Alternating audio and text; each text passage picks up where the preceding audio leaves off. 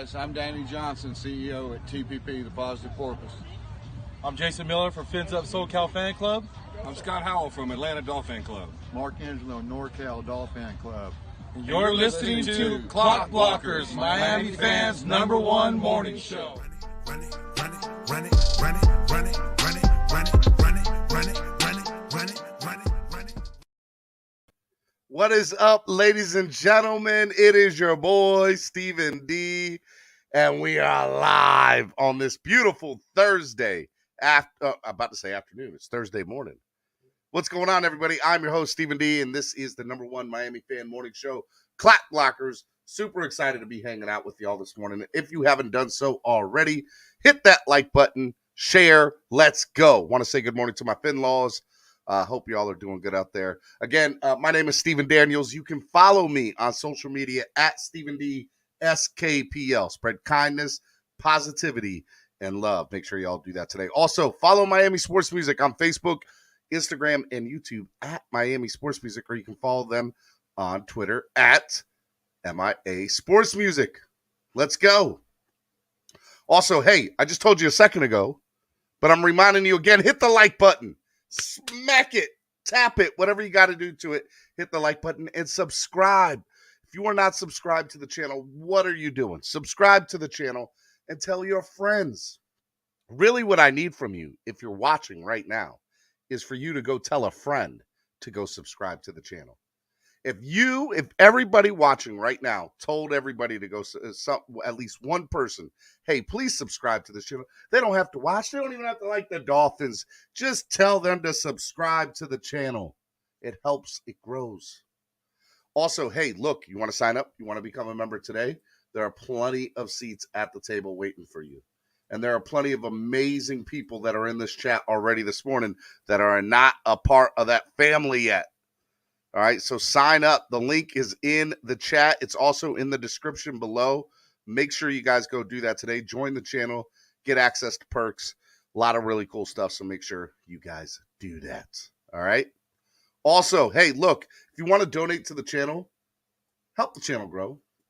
I don't care if it's $1. If you are able to, just understand it goes such a long way. I will let people know today is the last day of March. Okay? Let me say the 3 different ways you can donate. You can use the YouTube Live Super Chat, which is the $ down at the bottom of the chat. You could also use PayPal and Cash App, okay? Cash App is $MSM Podcast Network. You see right below, you see the QR code. You can scan that. Has all the information there. And the same thing here for PayPal. You can use that too. MSM Podcast Network. Do want to remind you guys, if you donate in increments of 10, we've been doing this all month. Today's the last day, okay? If you donate in increments of 10, every $10 donation, 10, 20, 30, 40, whatever, gets you one entry into the raffle that we will do tomorrow. What are we giving away? That bad boy right there. Javon Holland autographed jersey. Has certification. This is courtesy of ZSM Sports and Zachary Ever over at ZSM Sports. He is going to be giving away a autographed Javon Holland jersey that he did at a private signing. And let me tell you, it's awesome. So every $10 donation, make sure you guys do that, because if you guys donate 10, that's 1. If you donate 20, that's 2. If you donate 30, that's 3. If you guys donate any $50 donation today, because we're $250 away from our goal today, because it's the last day of March. $250 away from our goal of March. If you guys donate $50 today, I will double whatever your entry fee was. So if you donated 50, you'll get, instead of 5 entries, you'll get 10 entries. Don't care if it's YouTube, Instagram, it doesn't matter. Cash App, PayPal, doesn't matter. I will double your entry if you donate $50 or more. And I will send you some really cool stuff in the mail, some stickers and patches and stuff like that. Maybe even a t-shirt if I have one lying around here. But you'll get some really cool small little things. So anybody who donates $50 or more today, you'll get double your entries into the Javon Holland jersey, autographed jersey, And I will send you a little, small little cool prize pack with some stickers and stuff like that. That's got some really cool Miami Dolphin stuff and Miami Dolphin fan stuff. So make sure you guys do that. A lot of cool stuff to do, okay? Need your help with that. $250 away from goal. Let's do it. Need your help with that. All right. Also, want to give a big shout out to our main sponsor or title sponsor of the show, Tail Greeter. Tail Greeter's absolutely amazing. The tailgate never stops. Final Fours this weekend in New Orleans. I'm pretty sure they're doing stuff there, but make sure you go download the app on your current Apple or Android device today. Tail Greeter, download the app. Facebook, Instagram, Twitter, TikTok. Go follow them on all those platforms at TailGreeter. All right. Awesome. Aldo. What's up, Aldo? Aldo became a YouTube member. That's what I'm talking about. My man Aldo is in the building. Welcome to the family. Let's go. Let's go. All right. Woo. I had to take my hot tea this morning. What's going on, everybody? How y'all doing? How are you all doing this morning? We got a lot going on. Let me say hello to everybody in the chat. Let me do that first because there's a lot of you in the chat this morning. So, Bones, what's up, Bones? How are you? Bow Leg. Pete's Takes, my man Pete. Gatekeepers in the building. Is Steven on Cuban or Puerto Rican or island time? He's late. I was 2 minutes late, Gatekeeper. Trucker Sean, Steven ain't late. It's his show. It's on his time. Thank you, Trucker Sean. Appreciate that. Philip O. Got to talk about Brady. We're going to talk about it. Shake Money. Dennis Ramirez. What is going on? Jose Valdez. Who else I got up here? I got Big Taz is in the building. Paul Glover. Who else is in here? Tommy Trey. Monte. What is up? How are you, Tommy? Although, like I said, becoming a new member. Like it. Philip O. I got Dennis Ramirez. I think I might have. Lance McDonald. What's up, buddy? How are you? Laura. Hello, Laura. How are you? Good morning. Chef's Juice in the building. OG, triple OG. Green Rat. Who else I got up in here?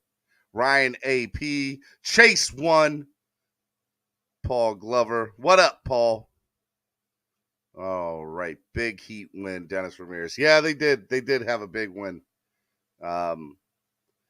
All right. Well, look, a lot of stuff went down over the last couple of days. Sorry, I was out yesterday. Had to take care of myself. I had some personal stuff I was dealing with and just had to get it, taken care of and deal with it. But I'm here today. I'm ready to go. Should be a great day. What's up, Alexander? How are you? We got a lot of stuff to talk about. So before I get into the Dolphins stuff, let me just, touch on a few things. Number one, the Miami Heat clinching a playoff spot. Okay. Shout out to the Heat wearing that Dolphin colored Heat hat today. They beat the Boston Celtics 106-98. They clinch a spot. I believe they're back in first place in the East by a game over Milwaukee. And they're 2 games ahead of the 76ers and the Celtics. It should be a nice little stretch down the rest of the way. If I'm correct, there's only a handful of games left. Let me go through and take a look. We got 1, 2, 3, 4, 5 games left. They got the Bulls tomorrow night in Chicago. Shout out to 305 Sports Babe. She's actually in Chicago at that game. It's going to be awesome. Toronto, then Charlotte, Atlanta, Orlando. They just need to win 3 out of the next 5. I think if they win 3 out of the next 5, they're going to be fine to get number 1 overall. And everybody's like, well, do we really want number 1 overall? Because at the moment, if you look at the standings, let me show you the standings. If you're looking at the standings per se, you'll see 7, 8, 9, and 10. Cleveland, Brooklyn, Charlotte, Atlanta. 7, 8, 9, and 10 are going to play a playoff, a little win and you're in series. So 7 at this moment, if the season ended today, Cleveland would play Atlanta, Brooklyn would play Charlotte, and 1 game little playoffs, and then whoever wins those games would play against each other for the 7th and 8th seeds. I personally think, looking at this, Brooklyn and Charlotte are the teams that are going to end up being 7 and 8. And then you'll see, Cleveland and Atlanta will be the odd teams out. But just remember, whoever gets that 8th seed, Miami will end up having a face. So it will be, I got to be honest, I hope it's not Brooklyn. Because Kyrie, obviously with New York City lifting their vaccine mandate, he's allowed to play at home now. And that is such a big thing when you're talking about the Miami Heat and what they got to do because, look, they're a good team. They are a good team. They're no pushover. And I'll be honest with you, 1 through 8, the East is the strongest it's ever been from top to bottom. So I think it'll be one of the best playoff series that you're going to look into. I'm excited about it. Again, the next game will be tomorrow night, Chicago Bulls, 8 o'clock tip-off. Watch out. It's going to be a good game. So just a little update on that. If you're looking at other amazing sports teams in South Florida, look no further than the Florida Panthers. The Florida Panthers doing big things too. They got a lot going on. Florida Panthers played tonight at 7 p.m. against the Chicago Blackhawks. They are right in the thick of things too. They are 45-15, and they are first placed in the Eastern Conference. I'm not sure quite how many. They got 1, 2, 3, 4, 5, 6, 7, 8, 9, 10, 11. 11 games left. So look, as long as they keep on winning, which they've been doing, for the most part, I know they lost Sunday to Toronto, but they've been on a tear pretty much aside from that. As long as they keep doing what they're going to do, they're going to clinch the East or the Eastern Conference. And the Atlantic Division. I said Eastern Conference. I'm sorry. They're going to clinch the Atlantic Division. I know two things. I'm not a huge hockey fan. I'm really into it because of the Florida Panthers. And I know what happened last year with them losing to Tampa. I just want to play Tampa in the NHL playoffs. That's all I want to do. I want to play Tampa, and I want to whoop their butt. That's it. So shout out to Atlanta. Shout out to the Florida Panthers. Let's keep doing our thing. It's going to be awesome. Make sure you check them out. All right, awesome. Other things that are going on. Big night tomorrow night in the Final Four. It sucks that University of Miami was not able to make it right to the next round. I really wish they were going to, but they're not. Now, just so y'all know, I grew up in North Carolina.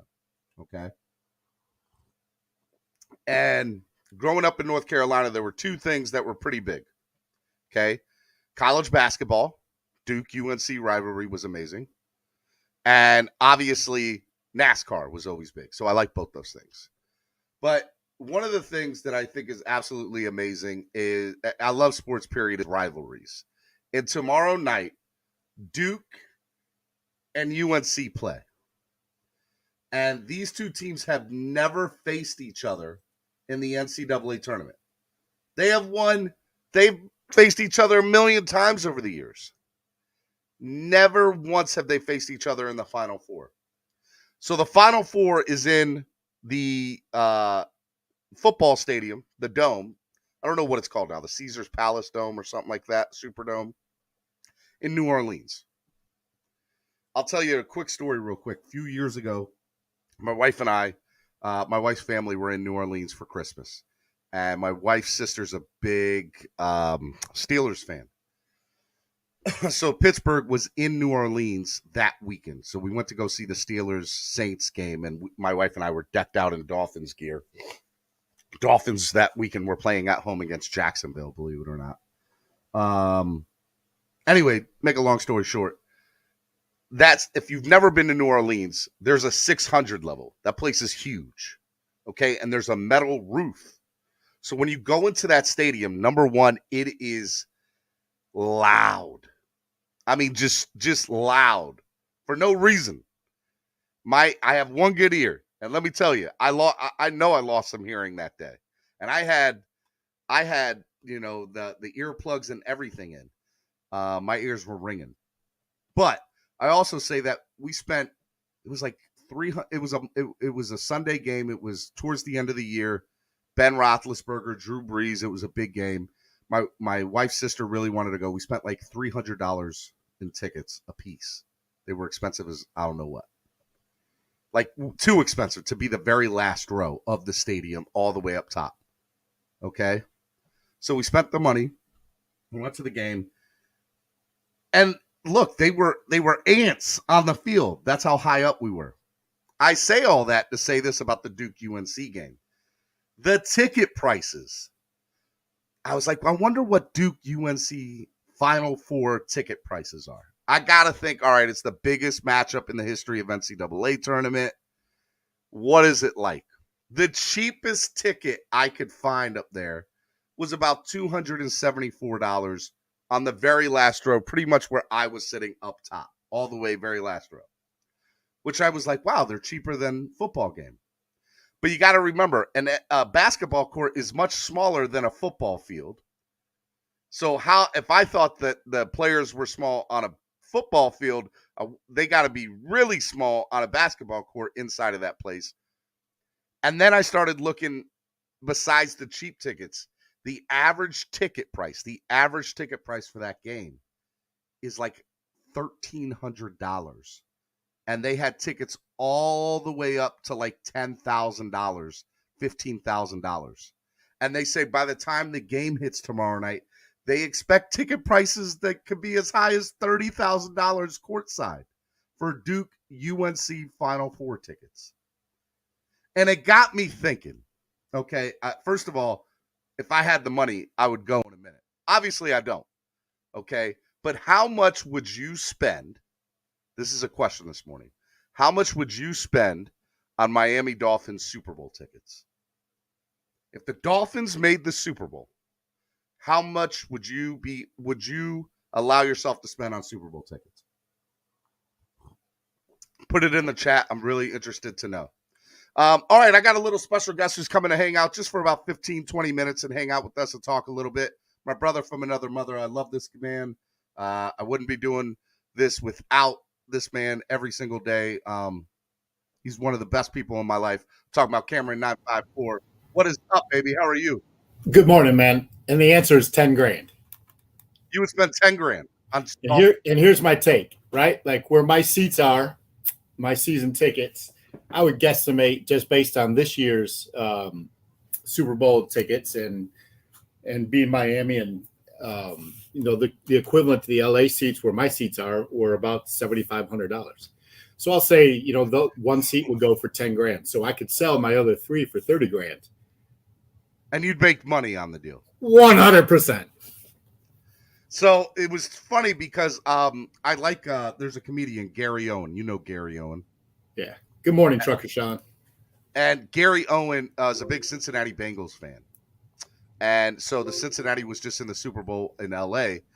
And so he had a chance through Dwayne Wade, who owned suite tickets. So obviously Super Bowl, just because you're a season ticket holder inside the stadium doesn't mean you get tickets, right? But you get first access to buy seats. Yeah, so he was the lottery. Exactly. So he was able to buy 8 seats. So he ended up selling all 8 to Gary Owen. Gary said he took 4 and sold the other 4 and made money on it. 100%. And it did come out of pocket for going to the Super Bowl. So I was like, dude, if I go, I think I got to get 4 tickets and keep 2 and sell the other 2 and hope that I can at least make my money back minimum, So here's the thing, just thinking about it, like where my seats are in the lower bowl, I'm sure those will be taken by corporate, right? So, I probably wouldn't make 10 grand or my seats wherever I end up getting a lottery pick for wouldn't be lower bowl. I'm sure I'd be happy if they were in my club level, but who knows? My buddies are Ravens fans up here in Baltimore. And when the Baltimore Ravens went to the Super Bowl against the 49ers in New Orleans, how many years ago was that now? Probably 7, maybe 8. They went to the game. They didn't have tickets. Very last minute, they bought tickets from a scalper for $795 a ticket. So $800 a ticket. and they were up in nosebleed, like I was saying, for the Super Bowl. But they bought tickets almost like 5 minutes before kickoff. And then you had to hope that they weren't bad tickets, right? So, look, I was watching this, I'm looking at this Duke UNC thing. I'm like, man, you can get a nice little cheap flight to New Orleans. Hotel rooms are crazy, but I mean, I was like literally looking like, man, I would love to go to Duke UNC, but those ticket prices are insane for the Final Four. Insane. Chef Jew, good morning. And Pete, I would scream my rep, but we're out of it's out of our control as season ticket holders. And we're told that up front, like, playoffs, Super Bowl, even special events, our seats, we have to re-up for them, put our names in a lottery. But I would absolutely go, and 10 grand's probably around that. I'd figure out how to make some money out of it. Aldo said $10. Dolphins in a Super Bowl. Shut up and take my money. Yeah, we're talking Super Bowl. It is March, I guess, or March 31st, so we're allowed to think that way. But I will tell you a story. Since you said that last story, everyone knows I'm a diehard Cub fan. And when the Cubs won Game 6 in 2016 and Game 7 was going back to Cleveland, World Series.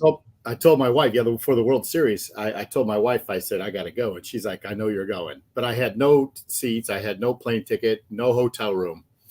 And things just worked out. And so I got a cheap one-way flight on Spirit, had a backpack. It was $99. Okay, I got my flight there. Got a return flight out of Philadelphia. My buddies who were going there, meet me, long story short, dropped me off in Philadelphia, got a $99 flight. So $200 back and forth. Can't beat that. It was great. My buddies, who are diehard Cub fans, these twin brothers, they already had their hotel room. They're like, come stay with us. You'll get your rollout cot done. Didn't have to pay for my hotel room. Saving money twice. All right, keep going. I like it. This is awesome, right? So I get my flight. I leave Fort Lauderdale like 4 o'clock. I get to Cleveland like 6:30, something like that. Game time's like 8 o'clock, right? So I take the train to the hotel, drop off my bag, and we were staying at the Renaissance right there by the stadium. Walk to the stadium. I still don't have a ticket. I'm on with StubHub. And by the way, is it what time is first pitch? It was like 8:10, something like that. And what time is it now that you're saying you dropped? So I was at the front gate, and as the fireworks were going off, I was on the phone with StubHub. And I bought a standing room only ticket for $790 for the Game 7 of the World Series. Yeah, so I get in the gate for the Cubs, my lifelong dream team. So it gets better. So I get into the gate just as Fowler hits that home run in the first inning. Place is going bananas. It was like 60% Cub fans in there. And then my buddies who had their seats right behind Indians dugout, about 18 rows up, were like, hey, there's 4 seats next to us. Nobody's sitting there. Come sit with us until someone gets there. I'm like, great. I go sit 18 rows behind the Cleveland dugout, and nobody came to those seats. Are you kidding me? No joke. What? No joke. If you guys go to my Twitter, there's my banner page is that picture from Game 7 of the Cubs. Well, I got to one up your story now. My very first Major League Baseball game, I was 13 years old. Good morning, Von Joe. And I was with my dad. And we were living in North Carolina. My dad was military. And we came up to Baltimore for our very first. And it was Cal Ripken Jr.'s last 5 games. Now, for those of you who don't know, that was 2001. 9/11 happened.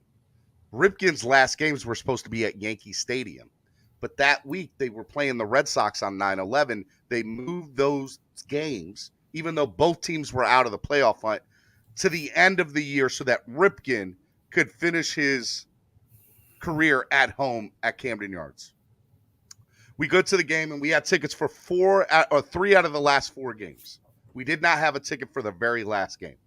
Well, let me tell you something about this weekend. Not only was it Cal Ripken Jr.'s last 4 games, it was also 2001, and it was, I believe it was opening weekend for the NFL, and the defending Super Bowl champions, Baltimore Ravens, were playing at home against the Tennessee Titans that day.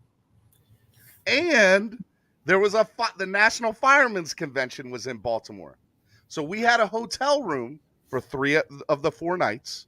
We go to the 3 games. We had a great time. We didn't have a ticket for the last 4 games. My uncle, who is in the candy or was in the candy selling business back in the day, knew a lot of people in sports industry. And he's like, I got us sweet tickets for Ripken's last game. Well, what ended up happening is Bill Clinton last minute wanted to go to the game. So the suite that we were going to have, Bill Clinton ended up taking the suite. So he couldn't get us in. So we ended up standing in line and what used to be called a scout free zone line. And we're standing in line waiting for tickets. And obviously there's scalpers walking in between the lines going like this with their tickets. 2 tickets for, what do you want? We ended up buying 2 tickets, my dad and I, 2 rows from the top. I think it was like $100 a pop, which is great. It was Ripken's last game, right? But when you get in, there's all this stuff that you get. Like you get all this memorabilia, these patches and everything. We get up in there. The guy's like, if you guys get these tickets, I want the stuff back when you guys walk in because I'm walking in with you. So we said, screw it. We just wanted to get into the game. We get into the game. Well, my uncle got into the game for free. And he ended up, my uncle got into the game for free. And then he goes, hey, look, after the 3rd inning, meet me behind home plate. I see Philip's thing here. Look, you might not be wrong, Philip. But is this the same uncle that I met? No. This is not the same uncle that you met. But you think that uncle is a mafia boss. That uncle is the G, bro. Straight up G, man. Anyway, go on with your story. So we get in. He's like, after the 3rd inning, come meet me behind home plate. I said, okay. So we get in there. We watch the first 2 innings from up top. After the 3rd inning comes down, he's like, hey, that suite, the guy that was going to give us, he actually is in another suite, but he got tickets 7 rows behind the Orioles dugout. Mm-hmm. And he said that we could sit in them. So we ended up sitting for the last 6 innings of Cal Ripken Jr.'s last game, 7 rows behind the Orioles dugout. Very nice. Very nice. Mine beats yours. My story's cooler. Definitely not. We hadn't won a game. We hadn't won a World Series in 108 years. Yeah, that's true. Yours was pretty cool, though. Yours was pretty cool.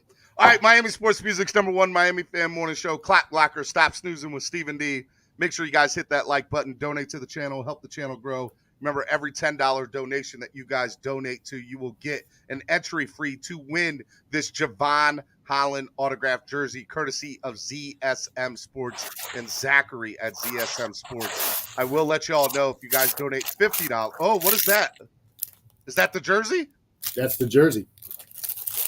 Look at you. Show everybody. So just so you know, Cameron's got the jersey. So y'all know I'm not lying to y'all.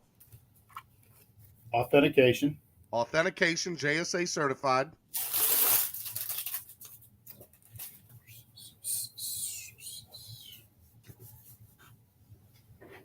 There we go. Javon Holland. Autograph. Show the autograph. We can't see the autograph part. My bad. There we go. You guys saw it. Javon Holland autographed jersey. Every $10 donation gets you an entry into it. If you guys donate $50, I will double from 5 to 10 automatically. We're $250 away from goal. As a matter of fact, Aldo donated $10 earlier this morning. We're $240 away from goal. Let's go. Pete says, don't touch my jersey like that, Cam. Treat it nice, man. Hey, let me tell you something. This partnership with Zach. Long story short, Leo, Zach, owns this company, and he's got an in with, the Dolphins. He's at every game and is one of like 4 authenticators that the Dolphins approve of going pregame to every game and getting signatures, and is allowed to directly contact the players. And it's pretty cool. And he's the nicest guy in the world, and happens to be the nighttime baker at my Publix that I go to. And that's how I see him. All right, there we go. Scott with the $10 donation. Pete with the $20 donation. Let's go. $210 away from goal today. Let's go. We can do it. We can hit it together today. Let's keep them coming in. And just so y'all know, that's an entry fee right there. Pete's got 2 more entry fees right there. Let's go. Let's have them come in. All right, man. Let's talk about the craziness that is the owners meetings and what's going on with the Dolphins and some of the rumor mill. Y'all ready? Come on, hit me with it. All right. So first of all, the overtime rule got approved. What do you think about that? Both teams are now going to get a possession in the playoffs in overtime. So, you know, I'm disappointed it's not for regular season, but I guess it's a start, right? It's for the playoffs. And, you know, Kansas City's coach, what's his name? And Andy Reid. Andy Reid, you know, had an interesting take because his team got burned, right? In the playoffs. But he's like, you know, we had an opportunity to stop them and we didn't. And I appreciate that take. You know, I also do think it's fair that both teams get a chance to score a touchdown, and you know, then the onus is on them. If they score a touchdown and decide to go for 2 points and make it, then they win. If they fail, then the other team gets the ball and scores a touchdown, they win. So there is still some accountability and risk reward, I guess, management that has to be done by the coaching staff. But I think it's more fan friendly, and that, you know, we win in that regard. MCJB says, bet nobody donates $100. You're probably right, MCJB. Pete with another $20. Pete says, this is for 2 people who haven't entered, Steven. 2 random people. Look at Pete. Look at Pete donating for the channel and y'all. All right, Pete, way to step up, brother. That is awesome. That's awesome, Pete. Level 2 Noob says, I bet you $200 I will. MCJB. Let's go. Let's go. I like it. Y'all are going great. Guys, just so you know, when you donate to the channel, it helps the channel grow, and it's a big deal. But I love the fact that you guys have something like an autographed Javon Holland jersey that you guys can also win too. So, you know, it's great to give back as well. All right. I personally love the new rule because I've always said that I think that we live in such a touchdown passing league that sometimes it's not even fair to some of the defenses that's the pressure that they have put on them. And I know some people say, well, that's football. Defense is part of the game. But I will say this. I remember watching that Buffalo game this year with Buffalo when they lost to Kansas City in the playoff game. And if Buffalo got a chance to have the ball, You're correct, Alex. They would have probably won, in my opinion. Because look, that Tyreek Hill catch was lucky as hell for Kansas City, and nobody's beaten Tyreek Hill in a foot race. You know, so look, I like it personally. I think it's great. Shout out to Aldo with the $50 donation. He said, I need something nice for my man cave. Keep them coming in. Let's go. Chef Shu says, check your Cash App, fam. I want to increase my chances. All right. I guess I got to talk about it a little bit because it happened, and I wouldn't be doing my job if I didn't do it. All right, let me bring it up here. Tom Brady. I know nobody wants to talk about it, but I got to talk about it. So he, where is that video? He put a video, which actually him talking about Tyreek and his kids. Yeah, well, yeah, like no, it had Jalen Waddle on there too. Yeah, they were talking about the fastest time, and then he clocked his kids going through the house or something like that. Listen, I think he's just trolling you, but you never know. I will tell you this, that he's building an absolute gargantuan house down here in Miami in Indian Creek. Is he really? Yeah. All right, here's the video. Let me play the video. It was TikTok. I had to go find it. So this is the video if you missed it. All right. Here we go. Right on target to Jalen Waddle. And he is, it's Hill in the open. Okay. Right on target to Jalen Waddle. Now, just so you know, they didn't show the end of that, which was his family running through it. But if you look here, that picture in the background, which is art, has aqua and orange on it. Look, if we're gonna talk about conspiracy theories, we might as well talk about them all. Wow. And we might as well get all of them in there. Look, do I think he's trolling us? Yes. Do I think he's coming here? No. But I will say this. I think it's very interesting Bruce Arians retiring yesterday. Because I think it says one of two things. It either says Brady told them either Arians goes or I go, or it also says something to the fact of Arians knows that maybe something big's about to happen and is like, I'm just going to get out in front of this before it all goes down. Hey, Von Joe, he's got his deep ocean fishing pole out for sure. Look, did you see Twitter yesterday? Oh my God. I mean, it was a cesspool of conspiracy theories of what would happen. And yeah, man, it's crazy. Look, I don't think he's look at TD. He says, "Can y'all stop hating on Tua? He's our quarterback, not Brady." Yes. Yeah, TD only gets on a morning show. He's only trolling me. Look, I wouldn't be doing my job if I didn't at least bring it up, right? Like it's a legit thing to talk about. Like we know two things. We know that Brady wanted to come here. We know he was the guy on the yacht with Ross back in the day. We know that he cannot stand Belichick. We know that he retired, and the rumor is now that he retired because he didn't want to play for Arians anymore, and made them either Arians goes or I go. Which one is it going to be? So they probably called his bluff, and he said, "Screw it, I'll really retire," and he really retired. And then they probably went back to him and said, "We'll Arians will go. We'll put him in the front office, and we'll give you another head coach." Which Todd Bowles, who by the way absolutely deserves another shot at running a team.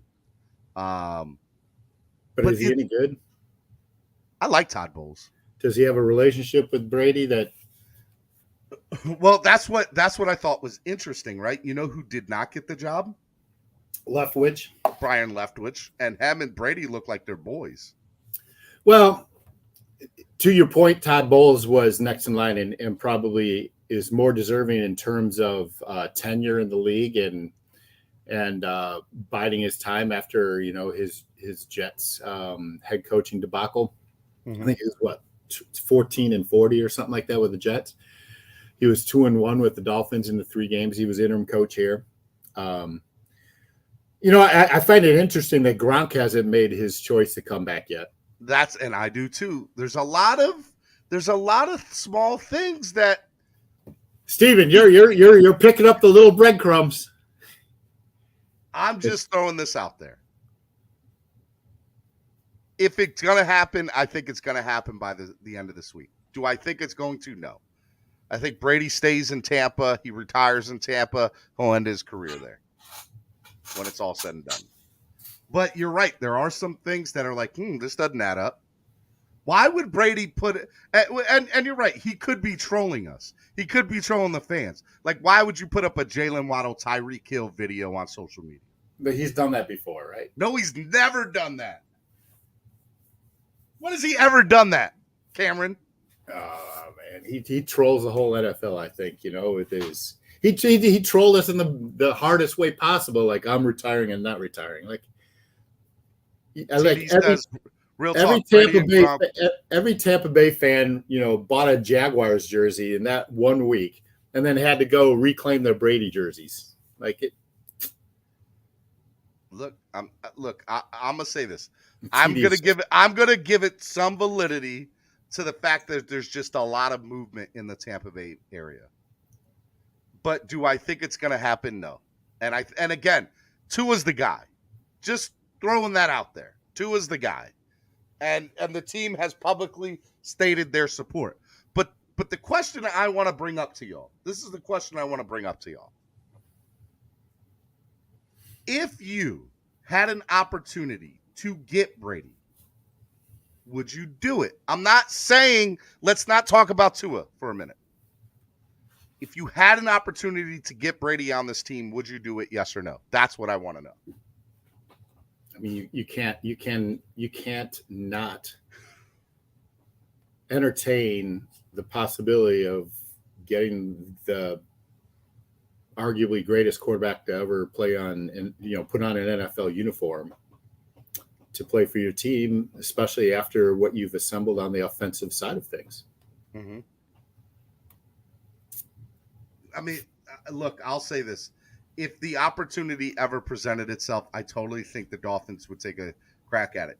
There's two things that I think people want to throw out there. Number one, they're not going to make McDaniel look bad because McDaniel's already been put on record to be like, hey, we're not going to go there. Like Tua's the guy. That's what it is. But you know what? If Tom Brady, strikes a deal with Ross, all those things are out the window. And I'll tell you I agree. And that's the line of communication, and nobody else is privy to that line of communication. I don't even think Greer is, right? That's between Ross and Brady.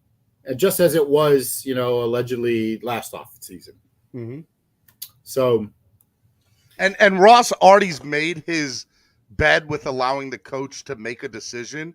I think Ross everything's off the table for him. Like everything's on the table for him. No holds barred. Like if he has an opportunity to strike a deal, he's going to do it. Listen, this would be like he's sitting at the poker table. He's already pushed in 4 of his 5 stacks. This would be his last stack to push in. If he sees it as an opportunity, I think he'd be all in.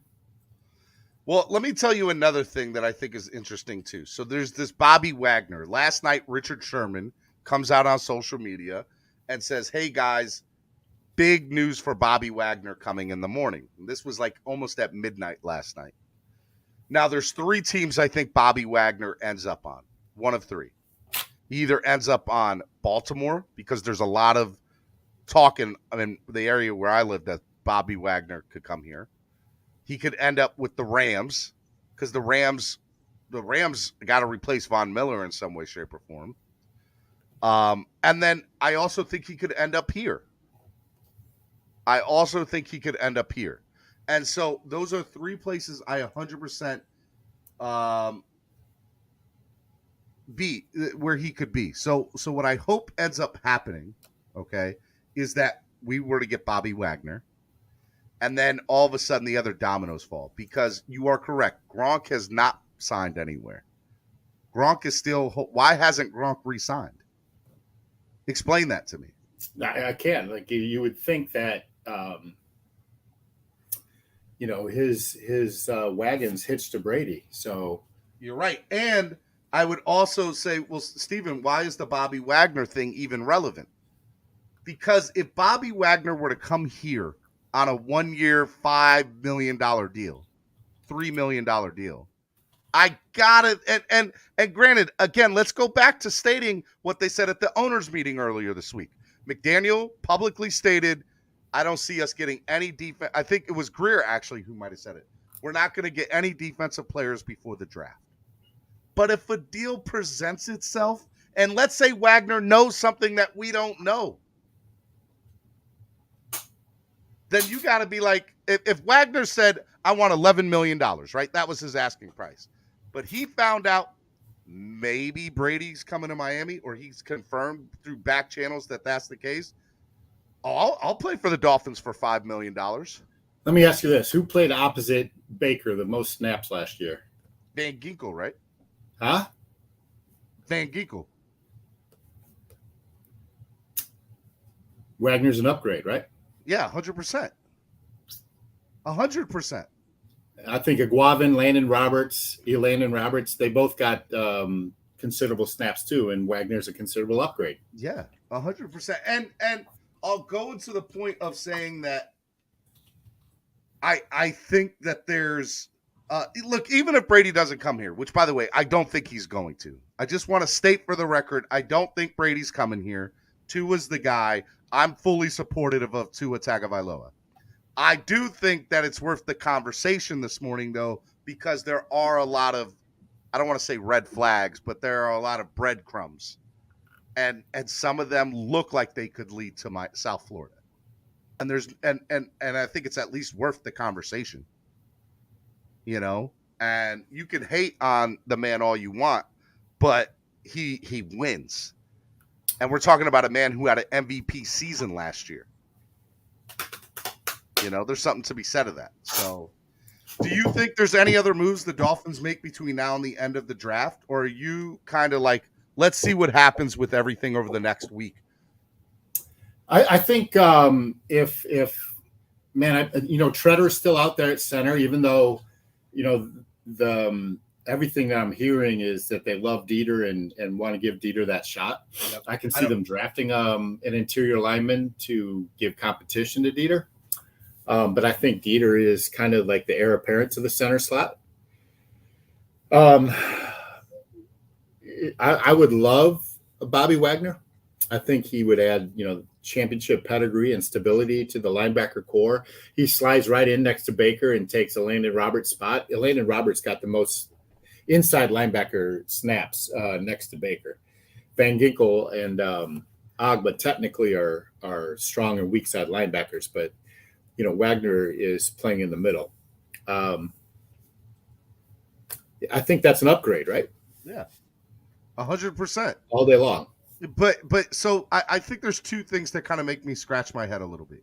So after the Tyreek Hill trade went down, I was told from the Dolphins brass. Dolphins said this. This wasn't. They called Steven up and said this. We're not done.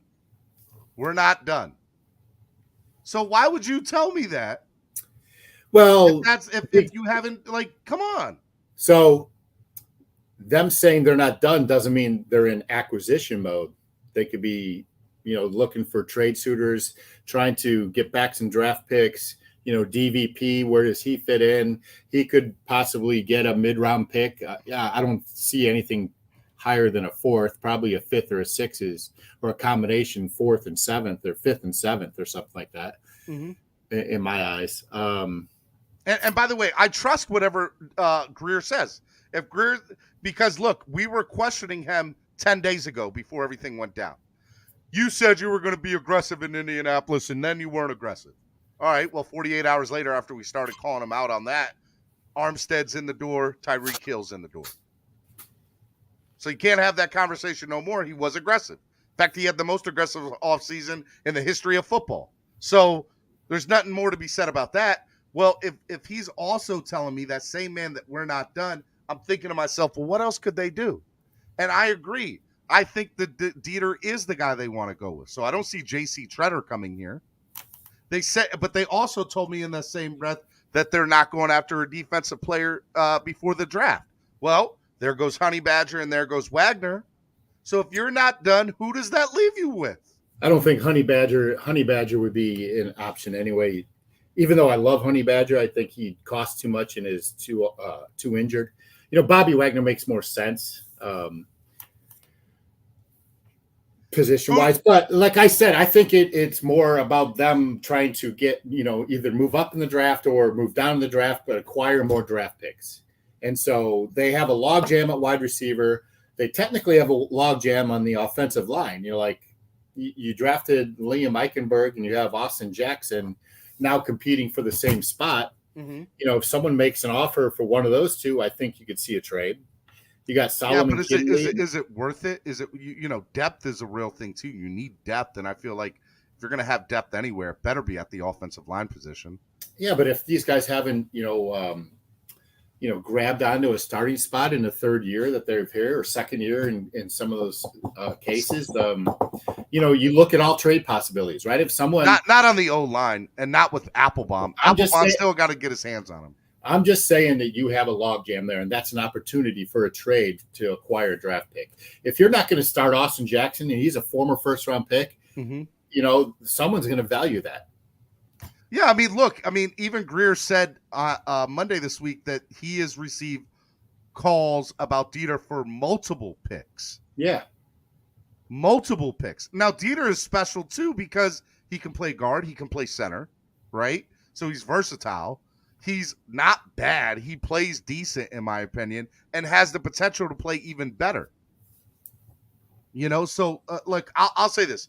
I in no way the point of my conversation is what are the other moves that they have to make to show that they're going to be. You're saying, hey, look, Steven, it could be in the form of trades to get draft compensation back, whether it be this year or next year or whatever, right? Right. And the first person that comes to mind there is Devonta Parker. Correct. He's your most equitable trade chip. And we also know through back channels and other teams that he is on the trading block. They are actively shopping him. So there's something to be said of that too. And the question is, how much would Devonta go for on the market? Are you going to get a first round pick for him? Hell no. You're getting not more than a fourth.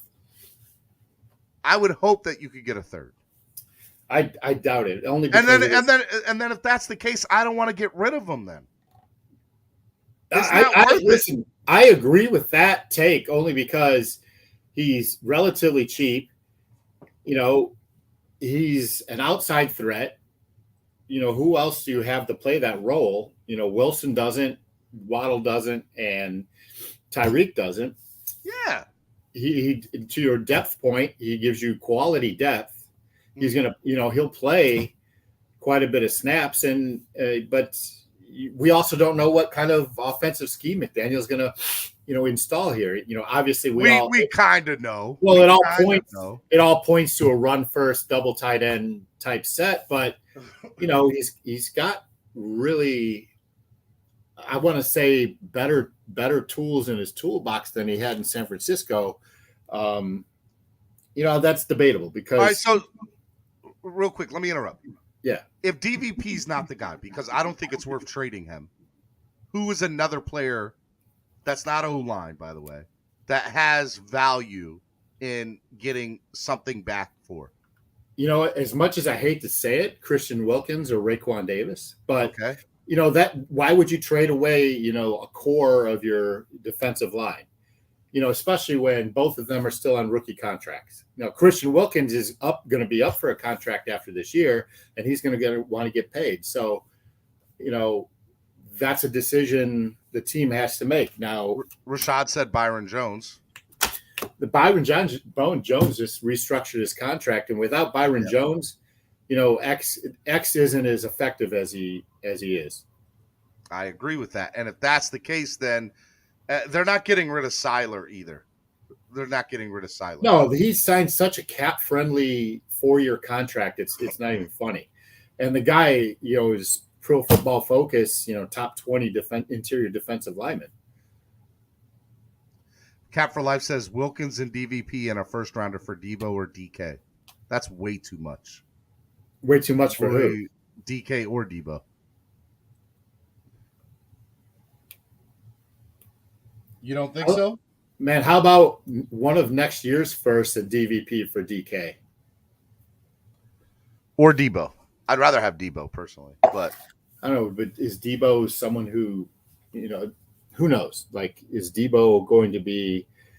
Put it this way: based on our conversation, in my opinion, there is nobody on our roster that currently makes sense to trade.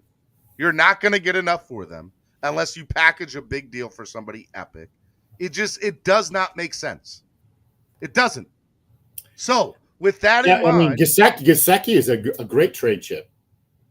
You're going to trade him when you just signed him to a cap friendly deal of a franchise tag of $11 million. No. There's hold on. That's not a cap friendly deal. He didn't argue with them. He could have gotten easily $5 to $6 million more. No, what his signature on that tender does is lock in his salary, but allows him to still negotiate during this between now and July 1st, I believe.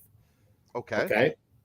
So the team has an opportunity to shop him at that $11 million tender price.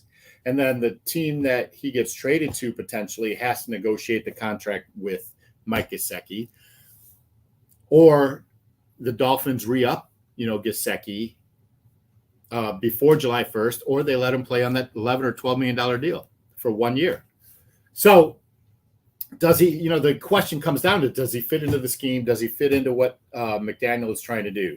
I don't think they would have had him do. I think they would have let him walk. No, You would have got draft compensation better for him. No, and they still can. That's what that tender offer does. It just buys you more time to search out a good deal for Gesicki, or you sign him to a cap-friendly deal. So, on your team, it doesn't guarantee that he's going to be here, and he's still tradable. And that's the only point I was trying to make. You asked me, what are our most attractive trade chips? Well, Mike Gesicki probably is more attractive than DVP as a trade chip. I'm just thinking here because I think you bring up a point. I don't know if it's valid, but I think it's a fair point because I'm thinking in my head I for the last 2 days I've been like, what can the Dolphins be doing? Because I don't think they're lying to me. I know that they think something is there's another move to be made here. I agree with you that it could be one that's out the door instead of in the door. But I feel like when you make a trade for Tyreek Hill and then your very next statement as a team is we're not done yet, I feel like that means somebody else is coming in. Now I know that they talked with Honey Badger. They couldn't get the numbers to work. I know that they've spoken with Bobby Wagner. They couldn't get the numbers to work. So with both of those people having had talk, you at least know that they've at least considered both those guys. Well, that's Greer's job responsibility is to kick the tires on any potential deal. And if it's attractive to the team and it fits his budget and it fits the scheme, then absolutely he pulls the trigger. But, I'm sure he's doing that with a lot of players and just to do his due diligence, right? You want to have those conversations, just if not for now, it could be 2 or 3 years from now. And who knows? I think the other thing that we're not thinking about too is nobody saw the Tyreek Hill thing coming to life, right? We all didn't see that coming.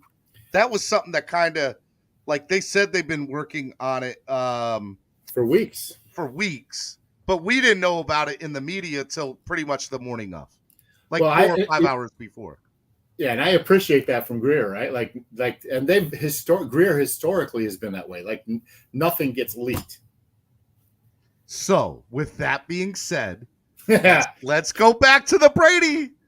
Would you not be surprised if it happened? No, I would not be surprised. Me neither. I'm not saying it's going to, but I'm telling y'all right now, don't be surprised if it does. And with that being said, think about another player in the league, not just Brady, right? Think of another big name player in the league that might be on the ups and outs with their team right now, right? I said, well, let me consider quarterback one more time. And there's 2 players that came up with Lamar Jackson and Kyler Murray, because they're both in, negotiations that aren't going well with their current teams. But I was like, they would rather stick with Tua for one more year than go out and trade a fortune for both those guys, because Arizona and Baltimore would ask a king's ransom for those 2, right? So that goes out the door. And then I'm like, well, let's look at running back. Well, you got Saquon Barkley and Christian McCaffrey. And both those names have obviously been linked to trades.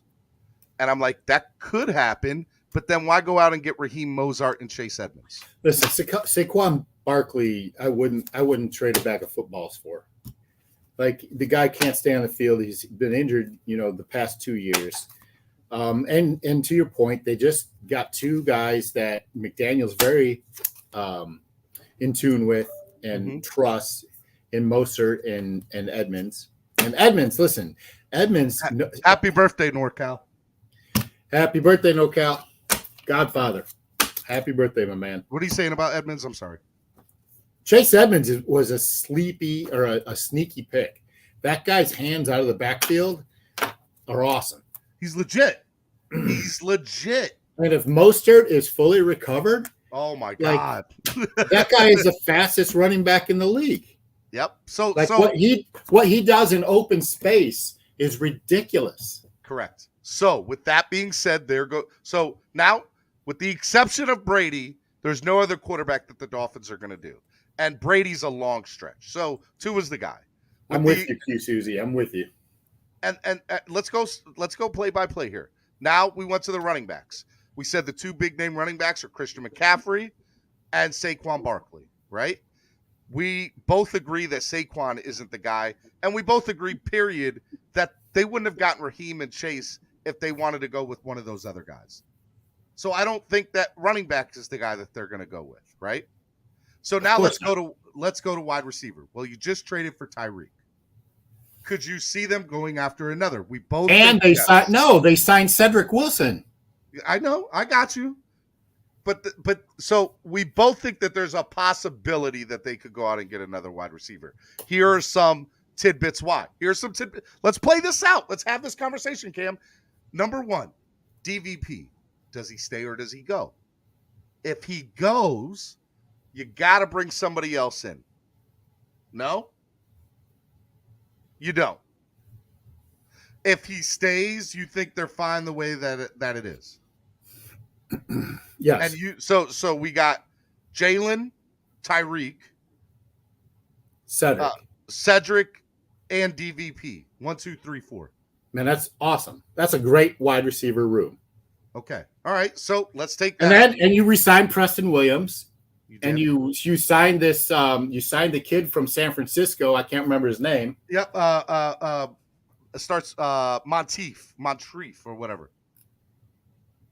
Where is he? Moncrief. What is this? River Craycraft, right? I thought it was Moncrief, but I could or Trent Sherfield. Trent Sherfield. That's it. I said Moncrief. Trent Sherfield he's on a guaranteed contract. Yeah. So there's 5, 6 wide receivers. Listen, and my man Isaiah Ford's nowhere on here, man. I love Isaiah Ford. All right. And then you still got Bowden. You still got Lynn Bowden. Lynn Bowden is absolutely on here. Isaiah Ford is listed here, but he's unsigned right now. All right. So and there's Albert Wilson out there. So there's the Debo.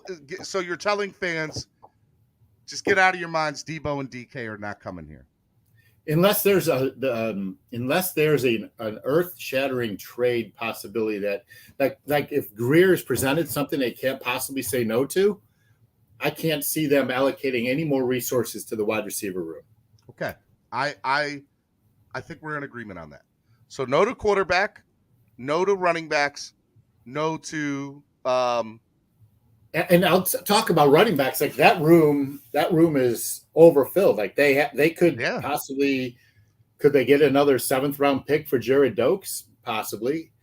You know, Ahmed and Gaskin are still, signed through this year. 100%. Do I think that they have trade value? Probably not. But in a package, perhaps. Okay. Quarterback gone, none. Running backs are done. We don't think they're going anywhere there. We don't think we're touching any more wide receivers. Let's go to O-line. Is there anybody on the O-line? We like the J.C. Treader move, but why spend that much money on somebody when you like the person you have in-house at the moment in Dieter? And by the way, we're just playing. Listen, and here's the reason why. Treader is a known commodity. He's a leader. Right. And so there's also that, right? He was the NFL Players Association president the past 2 years. Like the players respect him, trust him. There's a lot to be said what he brings into the locker room, especially with a young offensive line. And then you just added Teron Armstead, who's a big vet. So, but Armstead's playing 11 games, 13 games. I'll take it. I agree. By the way, I 100% agree with you. The point. What I'm trying to get us to do is, do you think they go after Treader or a big name? Do they spend some more money on the O-line to try to get somebody else? Unless they cut somebody, unless there's another round of cuts that frees up cap space, that what they have available is needed for their draft class. I don't see it. All right, so we agree with that. And by the way, I think what they're going to do is draft an offensive lineman. They're going to get into training camp, see what they have. If they are not happy, do not be surprised if they did what they did last year and make a trade for like a Greg Mainz or something like that. Well, that was also because of injury, right? Like they brought in Mans and because Dieter, still wasn't healed. He had a hiccup with his offseason rehab last offseason. So they went out and got Mans. He got injured. They signed Austin Reeder, who was actually really good. I like Reeder too. Spoke out against Flores, and that's why he was cut. So, Dieter fully healthy is probably the man. So, I agree kind of with level 2 noob. They're done on the offensive line, but I also think they could possibly, if someone wants Austin Jackson, I think they could, absolutely get something for him. Okay. All right. So let's go to we're good on that side. Good on the offense. Let's go to the defensive side. Is there a fill-in need? Well, we know we need defensive linemen, and we know we need a middle linebacker, right? Well, we don't need defensive linemen if John Jenkins is re-signed. Okay. Okay, so I'm looking here. By the way, the Dwayne Brown. Did Dwayne Brown re-sign the offensive tackle from Seattle? No, he didn't. He's still available. I'm going through the remaining free agents list here. Bobby Wagner's available. We both agree that if you can get Bobby at a great price, you would go after Bobby Wagner. I don't think edge rusher is where we want to go, so Jadeveon Clowney's off the board. Calais Campbell, I'd like to see him on the defensive line. I think he'd be good. Does he fit in the scheme? Does he fit in the plan? He doesn't fit into our scheme, and that's the problem with him. Yeah. You still have Melvin Ingram. He's an edge rusher. He doesn't. Gronk, we both think that wherever Brady ends up, that's where Gronk's going, right? I'm not doing any wide receivers.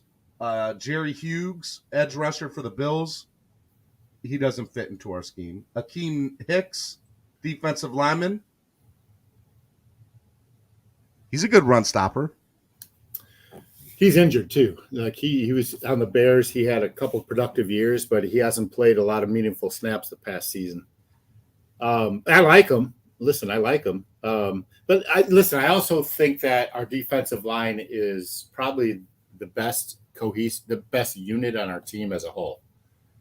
You can argue the secondary is, but I think the defensive line, what they did last year compared to what, where they were the year before, made huge leaps this past year. And I think they're still getting better. They have, Raekwon Davis is young. Zach Seiler is young.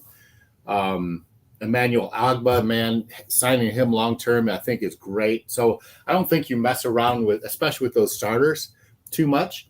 Mm-hmm. I'd like to see John Jenkins re-sign because he played good, meaningful snaps, last year. Adam Butler was good. I think you're set. An inside linebacker, next to Baker, I think is what is the most glaring need on this team. I like Landon Roberts, but he's more of a run stopper, right? Bobby Wagner is more of a lateral, sideline to sideline, just like Baker is, but I think with more authority. Van Ginkel and who's the other one? Ndamukong Suh's a free agent. And him and Stephen Ross are tight. Man, I would love that, to tell you the truth. Like, Ndamukong Suh is still... I would love for him to come back and be on that defensive line. Yeah, you know what? And Rashad Brown brings up a good name, Jabril Peppers. Didn't he just re-sign, though, the other day? I didn't see that. I think he just re-signed. Give me 1 second. Jabril Peppers.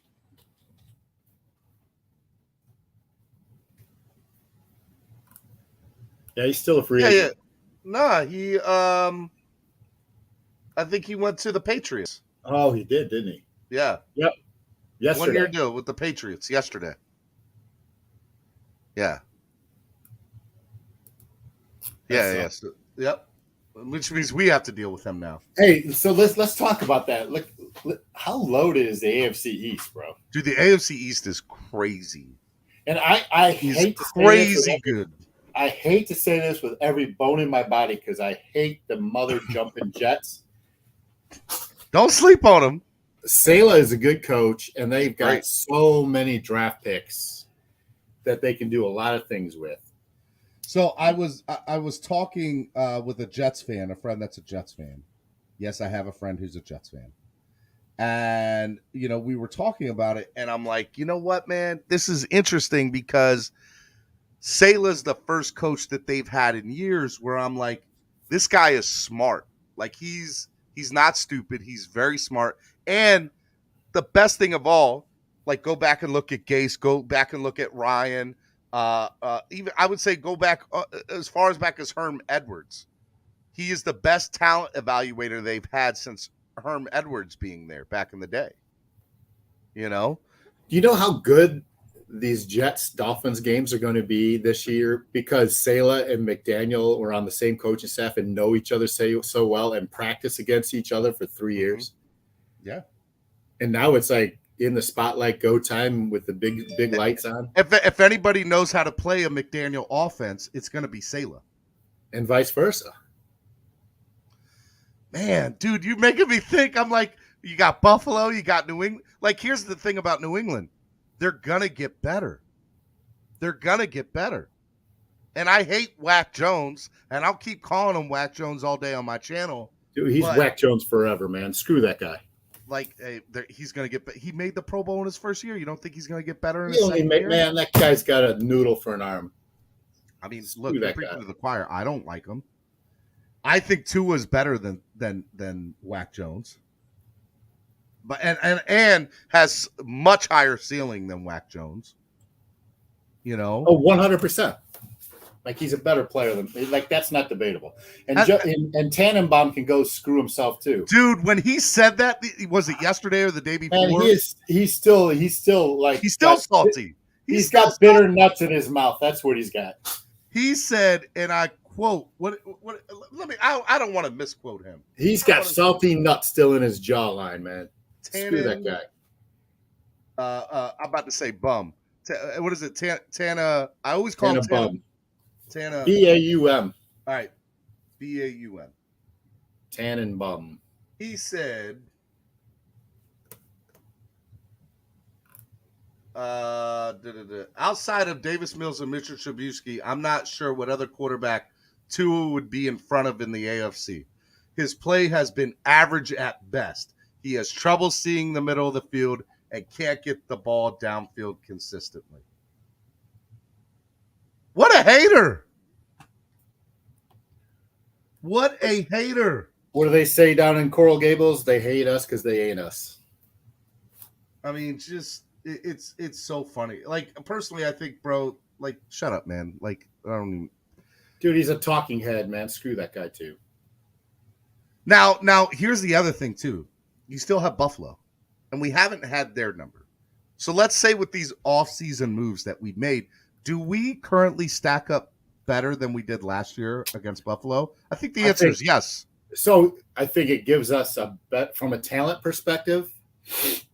And I'll say it from a coaching perspective because listen, Flores never beat Buffalo, right? Like, he was 0-6 or 1-5 or something like that. Correct. The past 2 years, 3 years. Listen, he I think we stack up better. I think that the gap between last place and first place in the AFC East is much narrower. 100%. Look, I was going through some of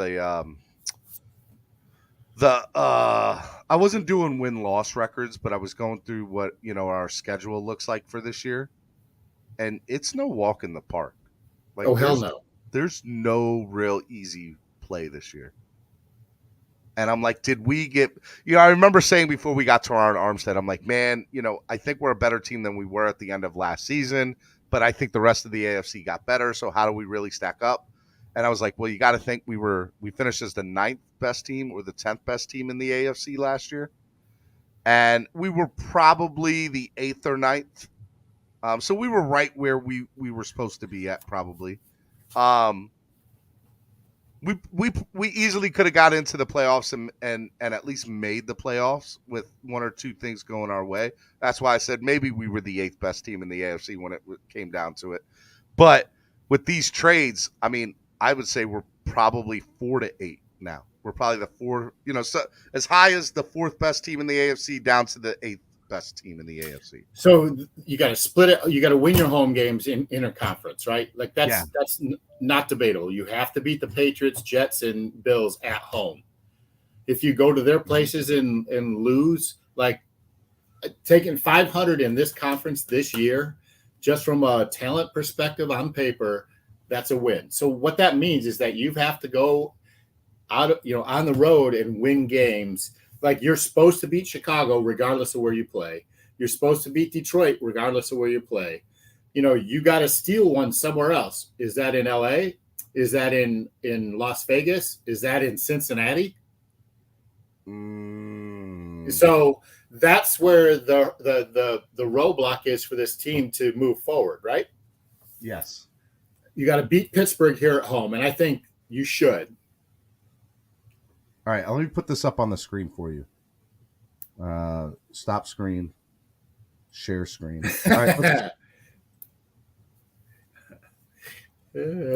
right, let's go through this real quick. Are we? Let's go to the bottom. All right, so no, bring up the schedule. Can you bring up the schedule? Yeah, I can.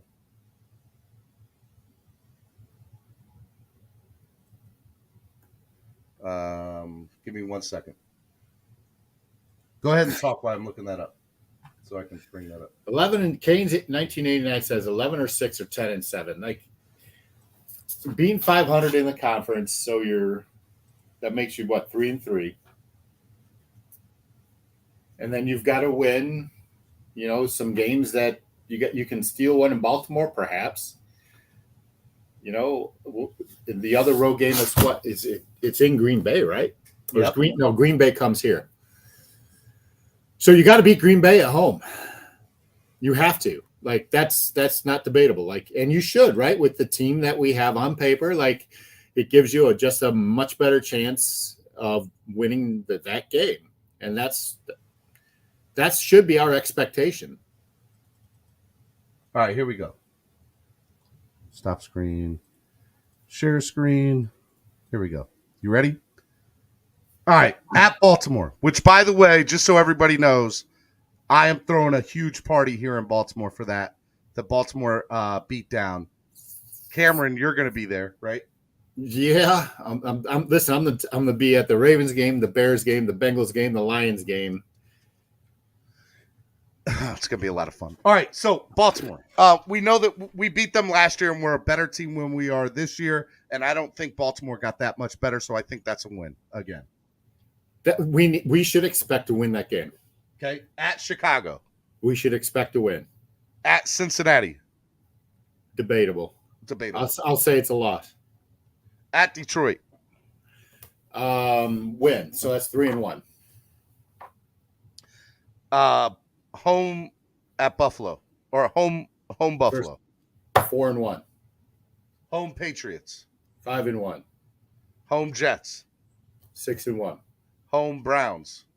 7-1. Home Steelers. 8-1. Home Packers. 8-2. Home Vikings. That we win that. We're winning that game. 9-2. At Patriots. 9-3. At Jets. 9-4. At Buffalo. 9-5. So, by the way, you just said that we're going 3-3 in the division. I did, and yeah. I've got you 9-5. At Chargers. 9-6. Home Houston. 10-6. At San Fran. Oof. Dude, 10-7 or 11-6, and there we are. All right, so let's play this out for a minute, and then I want level 2. You're on, man. We're gonna eat some Chicago beef and drink some old styles up there. All right, so you think we go 10-7 next year? Now I don't think you think that. We just went through, the schedule at a very fast pace. Not really like 11-6 or 10-7. That's a good expectation, right? All right. Well, that's what that puts you in the hunt. That, to me, this is just my opinion. I think it makes us the same team we were last year, which means everything we did was not for naught. Man, that's BS. It's a harder schedule. It's a much harder schedule, and the AFC East is much tougher. I'm telling you right now, we go 4-2 in the AFC East again. We lose, and whether that means we beat New England twice or the Jets twice, we're beating one of them twice, and we're beating Buffalo one time next year. So listen, I'll give you that. If this team takes the next step, and is to be considered a deep playoff contender, those things have to happen. You have to take 2 from the Jets and take at least 1 from Buffalo. And I'd say take 2 from New England. Yeah. I like that. Now, and honestly, like my expectation is New England to be not as good as the Jets this year, or very similar in record. Really? Yeah. That's a big statement, Cameron. Like you're saying a lot. Like listen, and I hate the Jets. I just want to preface this. Like, I think Wilson takes a greater leap forward versus Mac Jones this year. Okay. All right. Here we go. Let's look at this. I want to get back to the win-loss thing for a second. But now what I want to do is I want to get into each team in the AFC that was ahead of us. Are we currently better than the Colts? Oh, hell yeah. Yeah. Okay. Are we currently better than the Steelers? Yes. Are we currently better than the Patriots? Yes. Are we currently better than the Raiders? No. Are we currently better than Cincinnati? You can say no to the rest of them. Okay. Including Tennessee? Absolutely. Okay. So 1, 2, 3, 4, 5, 6. That puts us as the 6th best team in the AFC, which moves us 1, 2, or I'll count the Dolphins' position as 1. So 1, 2, 3, 4. That moves us up 4 5 spots. Who below us takes one of those spots too, like the Broncos? Well, the Broncos got Russell now. So there you go. There's one, right? And they've improved the defense. They have some of the best wide receivers in the whole league. And who knows what Cleveland's going to do, depending on how many games Deshaun does play. But we also seen Deshaun play on some bad teams and go 4-12. So just because you have Deshaun doesn't automatically mean that Cleveland's going to be a better team. And Triple S, I'm not disagreeing with that either. Like, we ain't better than the Colts. Like, Colts and Matty Ice, let's see what that happens with that, because they have a great defense. And Carson Wentz was trash last year and couldn't win the game to get him into the playoffs. So I think they upgraded at quarterback. So I don't disagree with you, man. All right. Batman wants to get in. Batman, I'm going to put the link in here for Batman only. Let me get out of here in 4 minutes then. All right. And I'm going to let Batman come on in here. Yeah. Real quick, why that is happening. One more time. Throw up the jersey. Make me get it out again because I packed it all the way. Hey, look, if you donate in increments of $10, every $10 donation will get you automatically entered to win this amazing Javon Holland JSA certified autographed jersey. Just show us the back. Javon Holland autographed jersey. Okay? So if you donate $10 or more, so 10, 20, 30, 40, 50 in increments of 10, it will get you entered to win in there, right? And so if you donate 10, that's 1 slot. If you donate 20, that's 2. If you donate 30, that's 3 slots. If you donate $50 or more, I will double your slots, no matter what they are. Chef Zhu, just so you know, you said you sent me money on Cash App. I didn't get it. I don't see it on Cash App, bud. But yeah, so I just want to remind people of that. So and Triple S just said something that we should all remember, and he is absolutely spot on. It's March 31st. At the end of the day, this conversation is meaningless but fun. And that's kind of what we're doing, right? It's the off season. It's nothing but speculation until we see what they do and put the pads on, during OTAs and practice and get to play some meaningful games. Like, it's all hypothesis right now, and it's fun. like this is the fun time of the year for us because player movement, draft, and coaching changes and drama and all this good stuff. You know, like we haven't experienced an NFL offseason like this ever. And so it's really exciting. Yeah, 100%. Remember, if you donate $50 or more, I will double your entry fees. Donate to the channel. We are $170 away from our goal today.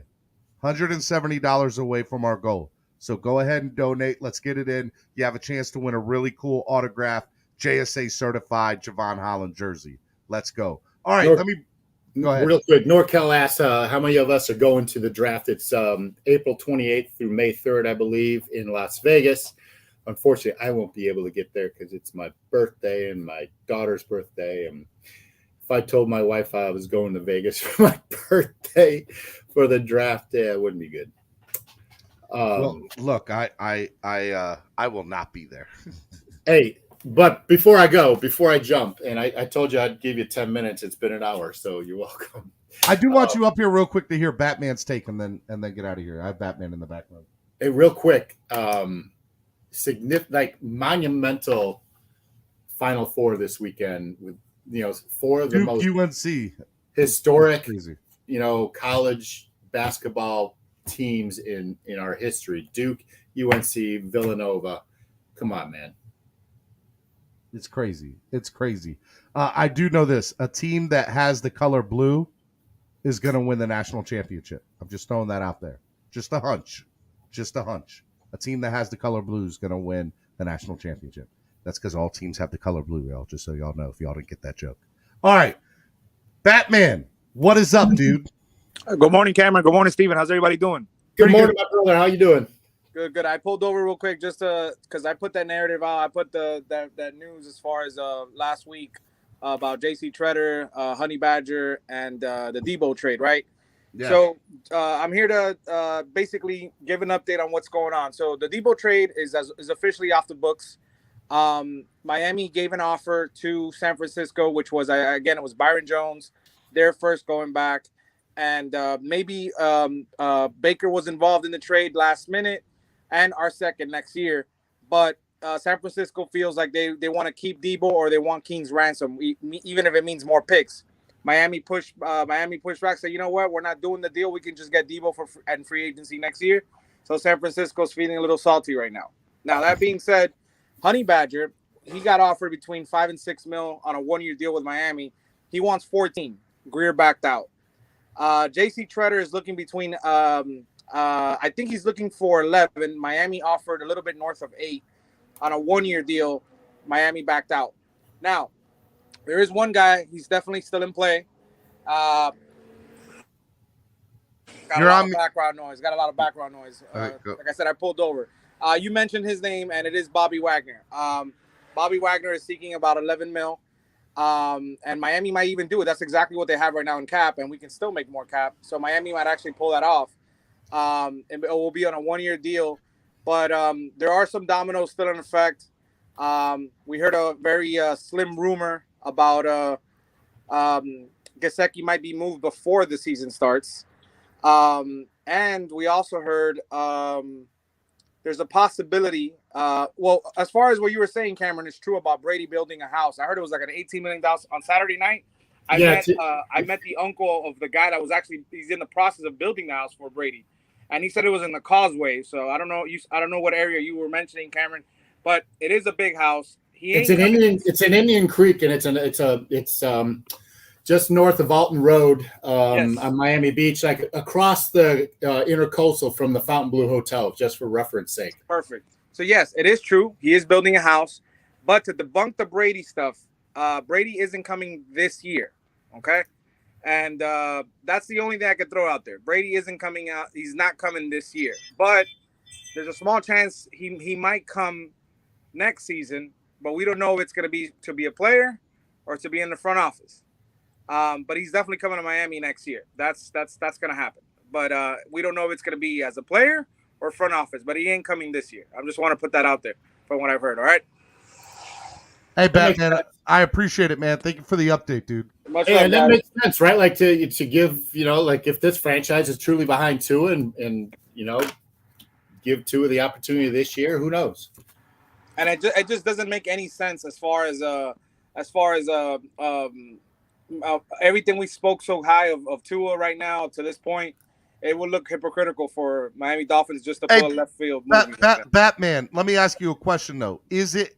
I just want to say I agree with it, and I also agree that I don't believe that Brady's coming, but there's like a 5% chance that it could still happen, and the reason that I say that is because you have to admit if Stephen Ross had an opportunity to bring him here, that like he would pull the trigger, right?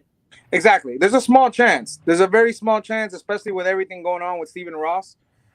He'd be willing to make a move like that. At the end of the day, if Brady does come here, it's going to be because Stephen Ross said we're putting all our effort into it. It ain't going to be McDaniel's choice. It ain't going to be Greer's choice. Correct. It's a Ross move. I 100% agree with that. It's a small chance. You're right, Steven. There is a very small chance, but from what I'm hearing, as of right now, even with the news from Arians stepping down, he ain't coming to Miami. It could happen though. You never know. It could happen. Look, I'll say this. I said this a week ago. I'll say it again. Week 1 starter will be Tua Tagovailoa for the Miami Dolphins, like barring an injury. And then we're still looking at DVP. See if we could move him. Obviously, Miami, like I mentioned last time, Miami's trying to get back into the third round. They're trying to get 2 third-round picks, maybe possibly late second. So maybe they have to trade DVP and attach a 4th or a 5th to him to try to get a second rounder or a third rounder. Look for that to happen. Miami wants I see that. I agree with Batman because if you analyze this draft, it's not a top-heavy draft. It's a depth-building draft. Like rounds 2 through 5, man, have some really great talent. The kind of talent that you build your team on as a foundation for depth for years to come. Let me ask you guys real quick. Steven, have you talked in the last couple of days anything on what's going on with Alvin Kamara? Nah, I didn't. Nope, not at all. Okay. No, just wondering. But, hey, much love to you guys. Appreciate you guys. Hey, Batman, the person I want you to put your ears out for is Ndamukong Suh. I'm interested to know what's going on with him. Okay, I'll find out where I can on him. That's a good name, man. He hasn't signed, and he you're right signed, about and him and Stephen Ross have such a great relationship. And I think that if things were to work out, he would take a 1-year deal at a minimum, to come here and play, and give it a run. I don't see why he wouldn't. He'll be a solid depth piece for us. I'll tell you that. 100%. 100%. All right, Batman, I appreciate it, dude. Appreciate it, guys. Fins up. Take care. All right, Miami Sports Music's #1 Miami fan morning show. Clap Blockers, myself, Stephen D. Cameron's about to get out the door here. I'm about to open up the chat line for y'all to come on in and do a Dolphin panel. But I want to give Cameron the platform to obviously promote whatever you want to promote, as well as say your final thoughts of the day. Hey, man, I appreciate it, Stephen. Always good to be on with you, and appreciate the love in the chat. This is a really fun conversation this morning. East 32 Dolphins tailgate. We've got some great things coming for this upcoming season. If not for this season, definitely for the following season. We had a meeting with the Dolphins, as I think I was telling you or telling Solo, or telling NorCal, actually. Got some big things, an opportunity that we might jump on. If it works right with the Dolphins, we'll do it. But East 32 Dolphins tailgate. Go watch the Final Four this weekend. We got Major League Baseball. I got my fantasy draft for baseball Sunday night. Opening day is next Thursday, man. I'm excited. Get Chisholm. Chisholm's going to have a big year, bro. I'm just telling you. I traded him last season. I can't get him back. I traded him and Trevor Rogers. But you know what? I was making a run, and I got Machado for those 2 guys, and he helped a lot. He's my favorite. I love me some Manny. Hey, I just got sport track real quick. If we trade Gesicki and Lim Bowden to Arizona, which that's a good landing spot, you save $12 million. You release Eric Rowe, and that's $4.5 million, and there's $13 million in cap space. What are you going to use it for? Bobby Wagner. Plus, you still need to create cap space for your draft class, which is around $10-11 million. So. Ideally, they initially have to get $10 million, $11 million for the draft class. Actually, it's a little less because they only have 6 picks now. So we'll see. Real quick, man, just because I got you here and I wouldn't be doing justice. We're going to get into the Dolphin talk here, but opening day is a week away, man. Are you excited? Dude, I'm so excited, man. I'm heading down to whatever, the Lone Depot Park to watch the it's not next week. They changed the schedule. But anyway, yeah, I'm really excited.